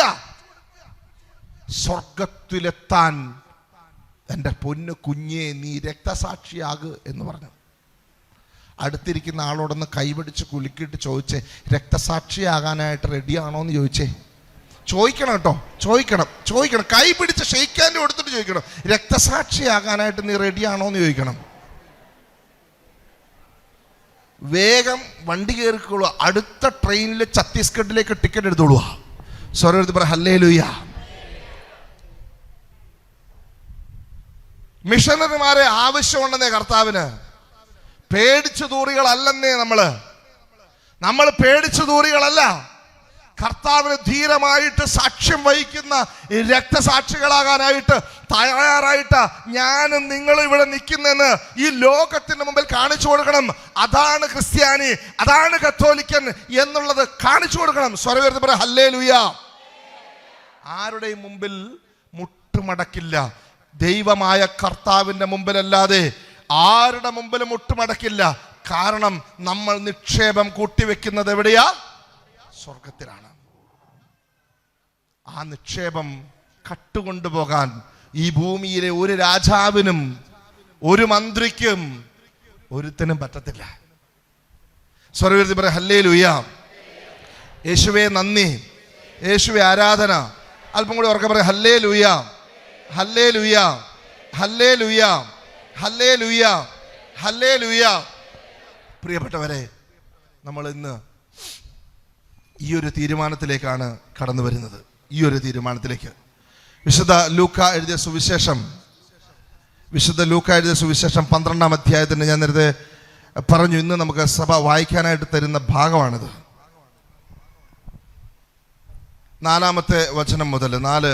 എൻ്റെ സ്നേഹിതരെ, നിങ്ങളോട് ഞാൻ പറയുന്നു, ശരീരത്തെ കൊല്ലുന്നതിൽ കവിഞ്ഞൊന്നും ചെയ്യാൻ കഴിയാത്തവര് നിങ്ങൾ ഭയപ്പെടേണ്ട. എന്നാൽ നിങ്ങൾ ആരെ ഭയപ്പെടണമെന്ന് ഞാൻ മുന്നറിയിപ്പ് തരാം. കൊന്നതിന് ശേഷം നിങ്ങളെ നരകത്തിലേക്ക് തള്ളിക്കളയാൻ അധികാരമുള്ളവരെ ഭയപ്പെടുവിൻ. ദൈവത്തെ ഭയപ്പെടണം, മനുഷ്യരെ ഭയപ്പെടേണ്ട. Price the Lord. Hallelujah, hallelujah. ഇച്ചിരി ഉറക്കെ പറഞ്ഞേ, ഹല്ലേലൂയ. ഇത്രയും നേരം നിങ്ങൾ പാടിയതുപോലെ അല്ലെങ്കിൽ സ്തുതിച്ചതുപോലെ ഉറക്കെ ഹല്ലേലൂയ, ഹല്ലേലൂയ, ഹല്ലേലൂയ, ഹല്ലേലൂയ. ഈ കൂട്ടത്തിൽ ബാങ്ക് അക്കൗണ്ട് ഉള്ളവർ എത്ര പേരുണ്ടെന്ന് കൈ ഉയർത്താവോ? ബാങ്ക് അക്കൗണ്ട് ഉള്ളവർ നന്നായിട്ട് കൈ ഉയർത്തിക്കേ. കൈ ഉയർത്തിയില്ല. ഈ ബാങ്ക് അക്കൗണ്ട് മാത്രമേ ഉള്ളൂ, അതിൽ പൈസയൊന്നുമില്ല. അക്കൗണ്ടിൽ പൈസയൊന്നും ഇല്ലാത്തവരെന്ന് ഉയർത്താവോ? അക്കൗണ്ടുണ്ട്, പൈസ ഇല്ല. ഇത്രയും പേരുണ്ട്. ബാക്കിയുള്ളവർക്കൊക്കെ അക്കൗണ്ടും ഉണ്ട്, പൈസയുണ്ട്. ഹല്ലേലൂയ. സ്വരവീർത്തി പറ, ഹല്ലേലൂയ. യേശുവേ നന്ദി. കർത്താവിൻ്റെ വചനം ഈ അക്കൗണ്ടുമായിട്ട് ബന്ധപ്പെട്ടൊരു കാര്യം പറഞ്ഞു തരുന്നുണ്ട്. ഞാൻ അത് പറയാൻ വേണ്ടിയിട്ടാണ് നിങ്ങളുടെ അക്കൗണ്ട് ആർക്കൊക്കെ ഉണ്ടെന്ന് ചോദിച്ചേ. വിശുദ്ധ മത്തായിയുടെ സുവിശേഷം 6-ാം അധ്യായം 19-20 വാക്യങ്ങൾ. വിശുദ്ധ മത്തായിയുടെ സുവിശേഷം 6-ാം അധ്യായം 19-20 വാക്യങ്ങൾ. എൻ്റെ കൂടെ നിങ്ങളും പറയണം, വചനം പറയണം. ഭൂമിയിൽ നിക്ഷേപം കരുതി വെക്കരുത് എന്ന് പറഞ്ഞേ. ഇങ്ങനെ പറ, ഓർക്കെ പറ. ഭൂമിയിൽ നിക്ഷേപം കരുതി വെക്കരുത്. തുരുമ്പും കീടങ്ങളും അവ നശിപ്പിക്കും. കള്ളന്മാർ തുരന്ന് മോഷ്ടിക്കും. എന്നാൽ സ്വർഗത്തിൽ നിങ്ങൾക്കായി നിക്ഷേപങ്ങൾ കരുതി വയ്ക്കുക. അവിടെ തുരുമ്പും കീടങ്ങളും അവ നശിപ്പിക്കുകയില്ല, കള്ളന്മാർ മോഷ്ടിക്കുകയുമില്ല. നിങ്ങളുടെ നിക്ഷേപം എവിടെയോ അവിടെയായിരിക്കും നിങ്ങളുടെ, ബാക്കി പറ, നിങ്ങളുടെ നിക്ഷേപം എവിടെയോ അവിടെയായിരിക്കും നിങ്ങളുടെ ഹൃദയവും. സ്വരത്തിൽ പറ, ഹല്ലേലൂയ. യേശുവേ നന്ദി. നിങ്ങളുടെ നിക്ഷേപം എവിടെയോ അവിടെയായിരിക്കും നിങ്ങളുടെ ഹൃദയവും. ഭൂമിയിൽ നിക്ഷേപം കരുതി വെക്കരുത്. കള്ളന്മാർ കൊണ്ടുപോകും, കീടങ്ങൾ നശിപ്പിക്കും. അതുകൊണ്ട് സ്വർഗത്തിൽ നിക്ഷേപം കരുതി വെക്കണം. ഇതാണ് ഈശോയ്ക്ക് നമ്മളോട് പറയാനുള്ള ഒരു ഉപദേശം. Price the Lord. സ്വരം ഉയർത്തി ഹല്ലേലൂയ. പോരാ, ഉറക്കെ പറ, ഹല്ലേലൂയ. ബാങ്ക് അക്കൗണ്ട് ഉള്ള ആൾക്കാരാണ് നമ്മളിൽ മിക്ക ആൾക്കാരും. എനിക്കും ബാങ്ക് അക്കൗണ്ട് ഉണ്ട്. ശമ്പളം വരുന്നത് ബാങ്ക് അക്കൗണ്ടിലൂടെ തന്നെയാണ്. അച്ഛൻ പറഞ്ഞു ഞാനൊരു പോലീസുകാരനാണെന്നൊക്കെ പറഞ്ഞു. ഇപ്പോൾ ശമ്പളമൊക്കെ ഇപ്പോൾ ബാങ്ക് അക്കൗണ്ടിൽ തന്നെയാണ് വരണത്. പക്ഷെ കർത്താവ് പറയണു, ബാങ്കിലെ അക്കൗണ്ടിനെ നീ പ്രത്യാശയോടെ കാണണ്ട. ബാങ്ക് ബാലൻസ് ഉള്ളത് വലിയൊരു ക്രെഡിറ്റ് ആയിട്ട് കൊണ്ടു നടക്കണ്ട. കാരണം ആ ബാങ്ക് ബാലൻസ് കള്ളന്മാർ കൊണ്ടുപോകും, തുരന്ന് നശിപ്പിക്കും, കീടങ്ങൾ ചെതലരിച്ച് അത് നശിപ്പിച്ചു കളയുമെന്ന് വചനം പറയാണ്. സ്വരം ഉയർത്തി ഹല്ലേലൂയ, ഹല്ലേലൂയ. മറിച്ച് നിങ്ങൾ സ്വർഗത്തിൽ നിക്ഷേപം കരുതി വെക്കണം. എവിടെ നിക്ഷേപം കരുതി വെക്കണം? എവിടെ കരുതി വെക്കണം? എവിടെയാണോ നിന്റെ നിക്ഷേപം അവിടെ ആയിരിക്കും നിന്റെ എന്തുണ്ടാകുക എന്നാ പറഞ്ഞത്? ഹൃദയമുണ്ടാവുക എന്നാണ് പറഞ്ഞത്. അപ്പോ ഭൂമിയിലാണ് നിക്ഷേപമെങ്കിൽ ഹൃദയം എവിടെയായിരിക്കും? ഭൂമിയിലായിരിക്കും. ഈ ലോകത്തിലാണ് നിക്ഷേപമെങ്കിൽ ഹൃദയം എവിടെയായിരിക്കും? ലോകത്തിലായിരിക്കും. സ്വർഗത്തിലാ നിക്ഷേപമെങ്കിൽ ഹൃദയം എവിടെയായിരിക്കും? സ്വർഗത്തിലായിരിക്കും. ഈ കൂട്ടത്തിലെ സ്വർഗത്തിൽ നിക്ഷേപം കരുതി വെച്ചിട്ടുള്ള ആൾക്കാരൊന്ന് കൈയുയർത്താം. സ്വർഗത്തിൽ പെട്ടെന്ന് ചാടി കൈയുയർത്തണ്ട. എൻ്റെ നിക്ഷേപം സ്വർഗത്തിലുണ്ട് എന്ന് ഉറപ്പുള്ളവര് അതിനു വേണ്ടിയിട്ട് നിക്ഷേപിക്കണം കേട്ടോ. വെറുതെ അക്കൗണ്ട് എടുത്ത് വെച്ചിട്ട് കാര്യമില്ല. കുറെ പേര് നേരത്തെ ഇവിടെ ഭൂമിയിലും അക്കൗണ്ട് എടുത്ത ആൾക്കാർ നിക്ഷേപമൊന്നും ഇല്ല എന്ന് പറഞ്ഞു. അല്ലാണ്ട് സ്വർഗത്തിൽ അക്കൗണ്ട് എടുത്ത് വെച്ചിട്ട് കാര്യമില്ല. അവിടെ എന്തെങ്കിലുമൊക്കെ നിക്ഷേപിച്ചിട്ടുണ്ട് എന്ന് ഉറപ്പുള്ളവരെന്ന് കൈയുയർത്താവോ? നമ്മുടെ കള്ളന്മാരെ ആകെ 4-5 പേരേ ഉള്ളൂ ഈ കൂട്ടത്തില്. പോയി പോയി പോയി പോയി എന്തൊരു കഷ്ടാണ്. അച്ഛനോട് പറയണം, അച്ഛാ സിനായിൽ വരുന്നവർക്ക് സ്വർഗത്തിൽ അക്കൗണ്ട് മാത്രമേ ഉള്ളൂ, നിക്ഷേപമൊന്നുമില്ല എന്ന് അച്ഛനോട് പറയണം. അപ്പൊ നമ്മൾക്ക് എന്ത് വേണം? അക്കൗണ്ട് മാത്രം മതിയോ സ്വർഗത്തിലെ? പിന്നെ എന്ത് വേണം? നിക്ഷേപം വേണം. അപ്പൊ നമുക്ക് സ്വർഗത്തിൽ എങ്ങനെ നിക്ഷേപം ഉണ്ടാക്കാം എന്നുള്ളതാണ് നമ്മൾ കാണുന്ന ഒരു വിഷയം. സ്വരത്തിൽ പറയാം ഹല്ലേലൂയ. യേശുവേ നന്ദി, യേശുവേ ആരാധന, യേശുവേ മഹത്വം. എൻ്റെ പ്രിയപ്പെട്ടവരെ, സ്വർഗത്തിൽ നിക്ഷേപം ഉണ്ടാക്കാനായിട്ടുള്ള പ്രധാനപ്പെട്ട പരിപാടി എന്ന് പറയുന്നത് ലോകത്തെ വെറുക്കുക എന്നുള്ളതാണ്. Price the Lord. എന്താണ്? ലോകത്തെ വെറുക്കുക എന്നുള്ളതാണ്. ലോകത്തെയോ ലോകത്തിലുള്ളതിനെയോ നിങ്ങൾ ബാക്കി പറ, നിങ്ങൾ പറ, സ്നേഹിക്കരുത്. നിങ്ങൾക്ക് വചനം അറിയാവുന്നവരാണ് നിങ്ങൾ. അപ്പൊ കർത്താവ് പറഞ്ഞു, ഈ ലോകത്തെ നിങ്ങൾ വെറുക്കണം. ഈ ലോകത്തെ വെറുത്താലേ എവിടെ നിക്ഷേപം കൂട്ടിവെക്കാൻ പറ്റുള്ളൂ? സ്വർഗത്തിൽ നിക്ഷേപം കൂട്ടിവെക്കാൻ പറ്റുള്ളൂ. സ്വരത്തിൽ പറഞ്ഞ ഹല്ലേലൂയ. യേശുവേ നന്ദി, യേശുവേ ആരാധന, യേശുവേ ആരാധന. കർത്താവ് ഈശോ പറയും, യോഹന്നാന്റെ സുവിശേഷം 12-ാം അധ്യായം 25-ാം വാക്യം, ഈ ലോകത്തിൽ തൻ്റെ ജീവനെ ദ്വേഷിക്കുന്നവൻ നിത്യജീവനിലേക്ക് അത് കാത്തു സൂക്ഷിക്കും. അപ്പൊ നിത്യജീവനിലേക്ക് അവിടെ നിക്ഷേപം കൂട്ടിവെക്കും. ഈ ലോകത്തിലെ നിക്ഷേപം, ഈ ലോകത്തോടുള്ള സ്നേഹം ഒഴിവാക്കുമ്പോൾ നമ്മൾ സ്വർഗത്തിൻ്റെ മകനായി മകളായി തീരും എന്നാണ് ഈശോ പറയുന്നത്. സ്വർഗത്തിൽ പറയാം ഹല്ലേലൂയ. ഇപ്പോൾ അല്പം കൂടി ഉറക്കെ പറയാം ഹല്ലേലൂയ. യേശുവേ നന്ദി, യേശുവേ ആരാധന, യേശുവേ മഹത്വം. 1 യോഹന്നാൻ 2:15, 1 യോഹന്നാൻ 2:15 നമ്മൾ വായിക്കുകയാണ്, ലോകത്തെയോ, ബാക്കി പറഞ്ഞേ, നിങ്ങൾ പറഞ്ഞേ, ലോകത്തെയോ ലോകത്തിലുള്ളതിനെയോ നിങ്ങൾ സ്നേഹിക്കരുത്. ആരെങ്കിലും ലോകത്തെ സ്നേഹിച്ചാൽ, ഉറക്കെ പറ, ലോകത്തെ സ്നേഹിച്ചാൽ പിതാവിൻ്റെ സ്നേഹം അവനിൽ ഉണ്ടായിരിക്കുകയില്ല. ഇതാണ് വചനം. നിങ്ങൾ ലോകത്തെയോ ലോകത്തിലുള്ളതിനെയോ സ്നേഹിക്കരുത്. ആരെങ്കിലും ലോകത്തെ സ്നേഹിച്ചാൽ പിതാവിൻ്റെ സ്നേഹം, ദൈവത്തിൻ്റെ സ്നേഹം അവനിൽ ഉണ്ടായിരിക്കില്ല എന്നാണ് വചനം നമ്മളെ പറഞ്ഞു തരുന്നത്. സ്വരം ഉയർത്തി പറ ഹല്ലേലൂയ. 2 കരങ്ങൾ വീശിയൊരു ഹല്ലേലൂയ പറഞ്ഞേ, നല്ലൊരു ഹല്ലേലൂയ പറഞ്ഞേ. അപ്പോ നമ്മൾ കണ്ടുവരികയാണ്, നമ്മൾ സ്വർഗത്തിൽ നിക്ഷേപം കൂട്ടിവെക്കാനായിട്ട് ആരെ നമ്മൾ ഉപേക്ഷിക്കണം? ലോകത്തെ ഉപേക്ഷിക്കണം. സ്വർഗത്തിൽ നിക്ഷേപം കൂട്ടിവെക്കാനായിട്ട് ആരെ നമ്മൾ ഉപേക്ഷിക്കണം? ലോകത്തെ നമ്മൾ ഉപേക്ഷിക്കണം. എന്തുകൊണ്ടാണ് ലോകത്തെ ഉപേക്ഷിക്കാനായിട്ട് പറയുന്നത്? ലോകം ആരുടേതല്ല, ലോകം ആരുടേതല്ല, ദൈവത്തിൻ്റെതല്ല. ദൈവം ലീസ്, കർത്താവ് ലീസിന് കൊടുത്തിരിക്കും. ആർക്ക്? പിശാചിന്. കർത്താവ് ലീസിന് കൊടുത്തിരിക്കുകയാണ്. അതുകൊണ്ടാണ് യോഹന്നാന്റെ സുവിശേഷം 14:30 ഈശോ പറയാണ്, നിങ്ങളോട് ഇനിയും ഞാൻ അധികം സംസാരിക്കുകയില്ല, കാരണം ഈ ലോകത്തിൻ്റെ അധികാരി വരുന്നു. ആര് വരുന്നു? ഈ ലോകത്തിൻ്റെ അധികാരി വരും. കർത്താവ് ശ്രമിക്കുക കാൽവരിയിലെ കുരിശിലേക്ക് പോകുന്നതിന് മുമ്പായിട്ട് ശിഷ്യന്മാരോട് പറഞ്ഞ വാക്കാണ്, ഇനി ഞാൻ നിങ്ങളോട് അധികം സംസാരിക്കയില്ല, കാരണം ഈ ലോകത്തിൻ്റെ അധികാരി വരുന്നു. എന്നിട്ട് ഈശോ പറയാണ്, പക്ഷേ അവൻ എൻ്റെ മേൽ അധികാരമില്ല. ആർക്ക്? ഈ ലോകത്തിൻ്റെ അധികാരിക്ക് ആരുടെ മേൽ അധികാരമില്ല?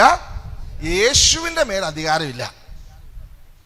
അവൻ യേശുവിൻ്റെ മേൽ അധികാരം ഉണ്ടെന്നൊക്കെ പറയാറുണ്ട്. കർത്താവ് ഈശോ 40 ദിനരാത്രങ്ങൾ ഉപവസിച്ച് മരുഭൂമിയിലേക്ക് നയിക്കപ്പെട്ട സംഭവത്തിൽ നമ്മൾ കാണുന്നുണ്ട്. അവൻ ലോകത്തിൻ്റെ അധികാരി പിശാച് യേശുവിനോട് പറയുന്നുണ്ട്, നീ എന്നെ ആരാധിച്ചാൽ ഇത് മുഴുവൻ നിനക്ക് ഞാൻ തരാം. ഈ ലോകം മുഴുവനും കാണിച്ച്, ലോകത്തിൻ്റെ സമ്പത്ത് മുഴുവനും കാണിച്ചു കൊടുത്തിട്ട് കർത്താവിനോട് പറയാണ്, ദൈവത്തിനോട് പറയാണ്, ആര് പറയാണ്? പിശാച് പറയാണ്, ഇതെല്ലാം ആരുടേതാണ്? എൻ്റെ ആണ്. നീ എന്നെ ആരാധിച്ചാൽ ഞാൻ നിനക്കിതൊക്കെ തരാം. ശരിക്കും ഇത് ആരുടെയാണ്? ദൈവത്തിൻ്റെ ആണ്. ഇപ്പം അവനെ ലീസിന് കൊടുത്തിരിക്കുക. Hallelujah, hallelujah. ലീസിന് കൊടുത്തപ്പോൾ അവൻ വിചാരിച്ചു ഇത് അവൻ്റെ ആണെന്ന് വിചാരിച്ചിട്ട് അവൻ തമ്പുരാനോട് പോലും പറഞ്ഞു, ഇത് ഞാൻ നിനക്ക് തരാം, നീ എന്നെ ആരാധിച്ചാൽ മതിയെന്ന്. അപ്പൊ അങ്ങനെ ഈ ലോകം ഇപ്പോ ആരുടെ കരവലയത്തിലാണ്? പിശാചിന്റെ കരവലയത്തിലാണ്. അതുകൊണ്ടാണ് പൗലോസ്ലീഹ കൊരിന്തോസുകാർക്ക് എഴുതിയ 2-ാം ലേഖനം 4-ാം അധ്യായത്തിന്റെ 4-ാം വാക്യത്തിൽ ഇപ്രകാരം പറയുന്നത്, ഈ ലോകത്തിന്റെ ദേവൻ അവിശ്വാസികളുടെ മനസ്സിനെ അന്ധമാക്കിയിരിക്കുന്നു. ഈ ലോകത്തിന്റെ ദേവൻ, ആരുടെ ദേവൻ? ഈ ലോകത്തിന്റെ ദേവൻ അവിശ്വാസികളുടെ മനസ്സിനെ എന്താക്കി വെച്ചിരിക്കുകയാണ്? അന്ധമാക്കിയിരിക്കുകയാണ്. അപ്പൊ ഈ ലോകത്തിന്റെ ദേവൻ എന്നാണ് പൗലോസ്ലീഹ പിശാചിനെ വിളിക്കുന്നത്. സ്വരത്തിൽ പറയാം ഹല്ലേലൂയ. ഉറക്കെ പറയണം ഹല്ലേലൂയ. ഇടിവെട്ടുന്ന സ്വരത്തിൽ പറയണം hallelujah, hallelujah.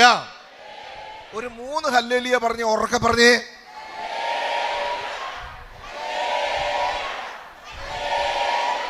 Price the Lord, hallelujah. അപ്പൊ ഈ ലോകത്തിന്റെ ദേവൻ അവിശ്വാസികളുടെ, വിശ്വാസമില്ലാത്തവരുടെ മനസ്സിനെ അന്ധമാക്കിയിരിക്കുന്നു. ആരുടെ മനസ്സിനെ? ആ വിശ്വാസമില്ലാത്തവരുടെ. നമ്മുടെ അല്ല കേട്ടോ, ആരുടെയാ? വിശ്വാസമില്ലാത്തവരുടെ, അവിശ്വാസികളുടെ മനസ്സിനെ അന്ധമാക്കിയിരിക്കുന്നു. ഈ അവിശ്വാസികൾ എന്ന് പറഞ്ഞ ആരാ? വിശ്വാസമില്ലാത്തവർ. ശരി. അപ്പൊ വിശ്വാസമില്ലാത്തവർ എന്ന് പറഞ്ഞ ആരാ? അവിശ്വാസികൾ അല്ലേ? എൻ്റെ ദൈവമേ, ഇപ്പൊ ഇതും കൊണ്ട് തന്നെ നമ്മൾ കുറെ നേരം അങ്ങോട്ടും ഇങ്ങോട്ടും പോകേണ്ടി വരും. അപ്പൊ ഈ അവിശ്വാസികൾ എന്ന് പറഞ്ഞ ആൾക്കാര് കർത്താവീശോ മിശിഹായെ വിശ്വസിക്കുന്നു എന്ന് പറയുകയും ദൈവാശ്രയത്വം ഇല്ലാത്തവരുമാണ് അവിശ്വാസികൾ. Praise the Lord, hallelujah. എനിക്ക് ഞാൻ വിശ്വസിക്കുന്നു എന്ന് പറയും, പക്ഷെ എനിക്ക് എന്തില്ല? കർത്താവിൽ ശരണപ്പെടുന്ന ഒരു മനസ്സില്ല. സ്വർഗത്തിൽ വിശ്വാസമുള്ള ഒരു മനസ്സില്ല. ഈ ഭൂമിയിൽ എന്തേലുമൊക്കെ കിട്ടിയാലേ എനിക്ക് ശരിയാവുള്ളൂ എന്ന് വിചാരിക്കുന്നവരാണ് അവിശ്വാസികൾ. സ്വർഗത്തിൽ പറ ഹല്ലേലൂയ, ഹല്ലേലൂയ.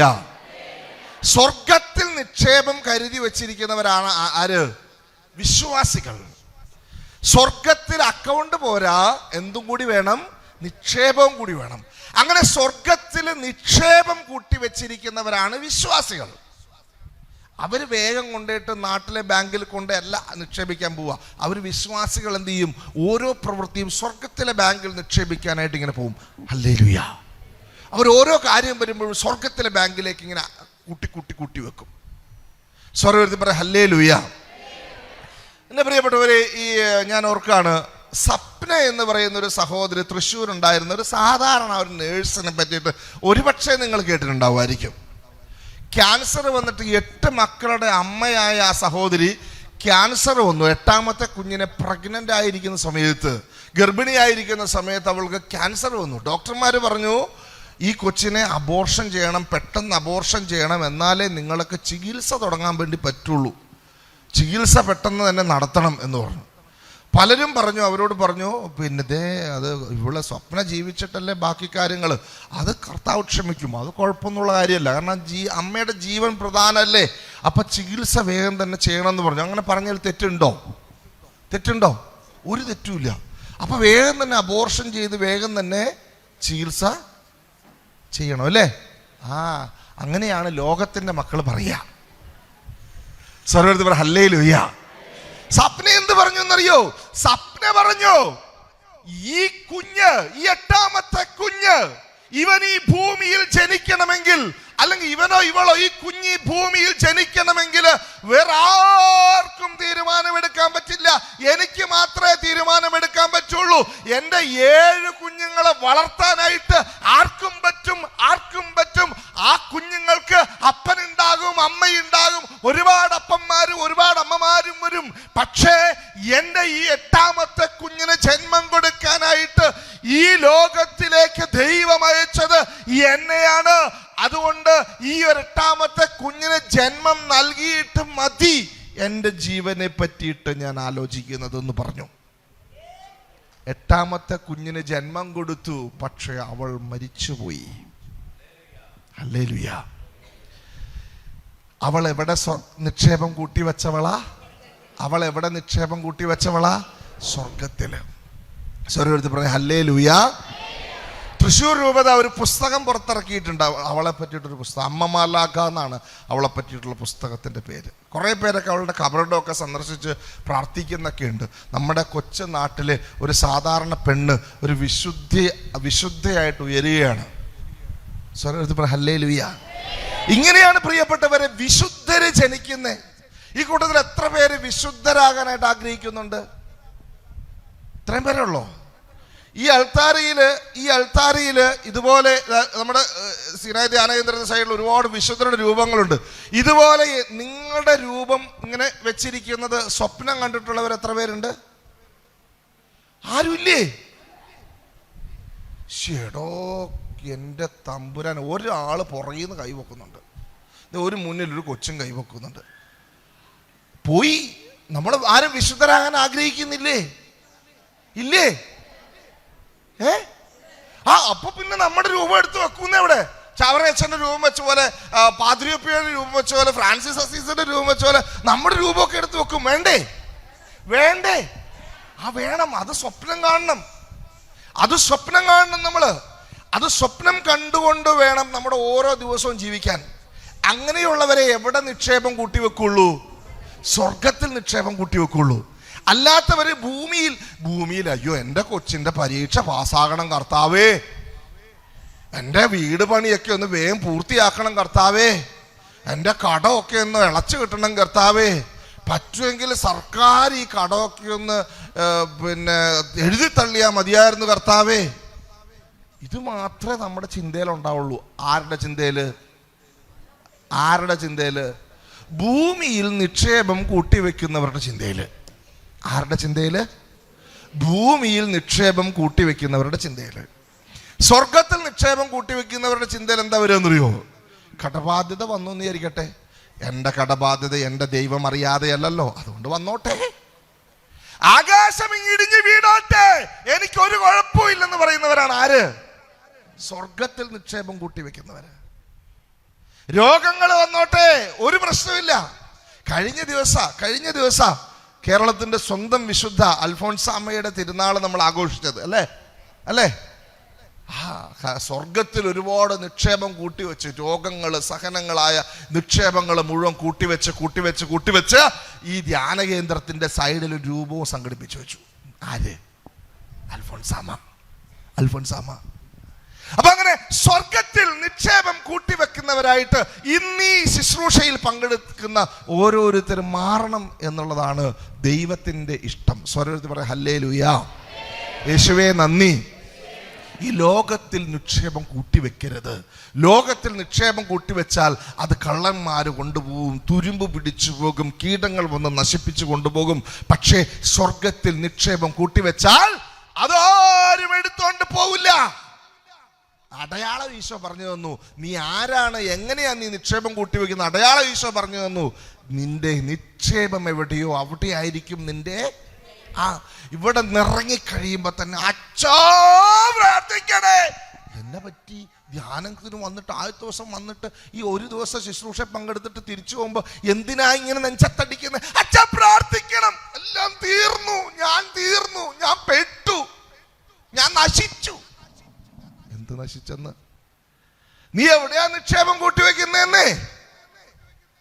സ്വർഗത്തിലാണോ? സ്വർഗത്തിൽ നിക്ഷേപം കൂട്ടിവെക്കുന്ന ആളാണെങ്കിൽ സ്വർഗത്തെ പറ്റി ചിന്തിക്കും, സ്വർഗത്തെ പറ്റി പറയും, സ്വർഗത്തെ പറ്റിയിട്ട് ആശ്വസിക്കും. അവന്റെ ബലഹീനതകളില്, അവന്റെ പ്രയാസങ്ങളില് ബലമേകി ദൈവം തമ്പുരാൻ കർത്താവായ യേശു കൂടെ ഉണ്ടാകും. ഹല്ലേലൂയ. അവൻ നെഞ്ചത്തടിച്ച് പൊട്ടിക്കരയുന്നവനല്ല.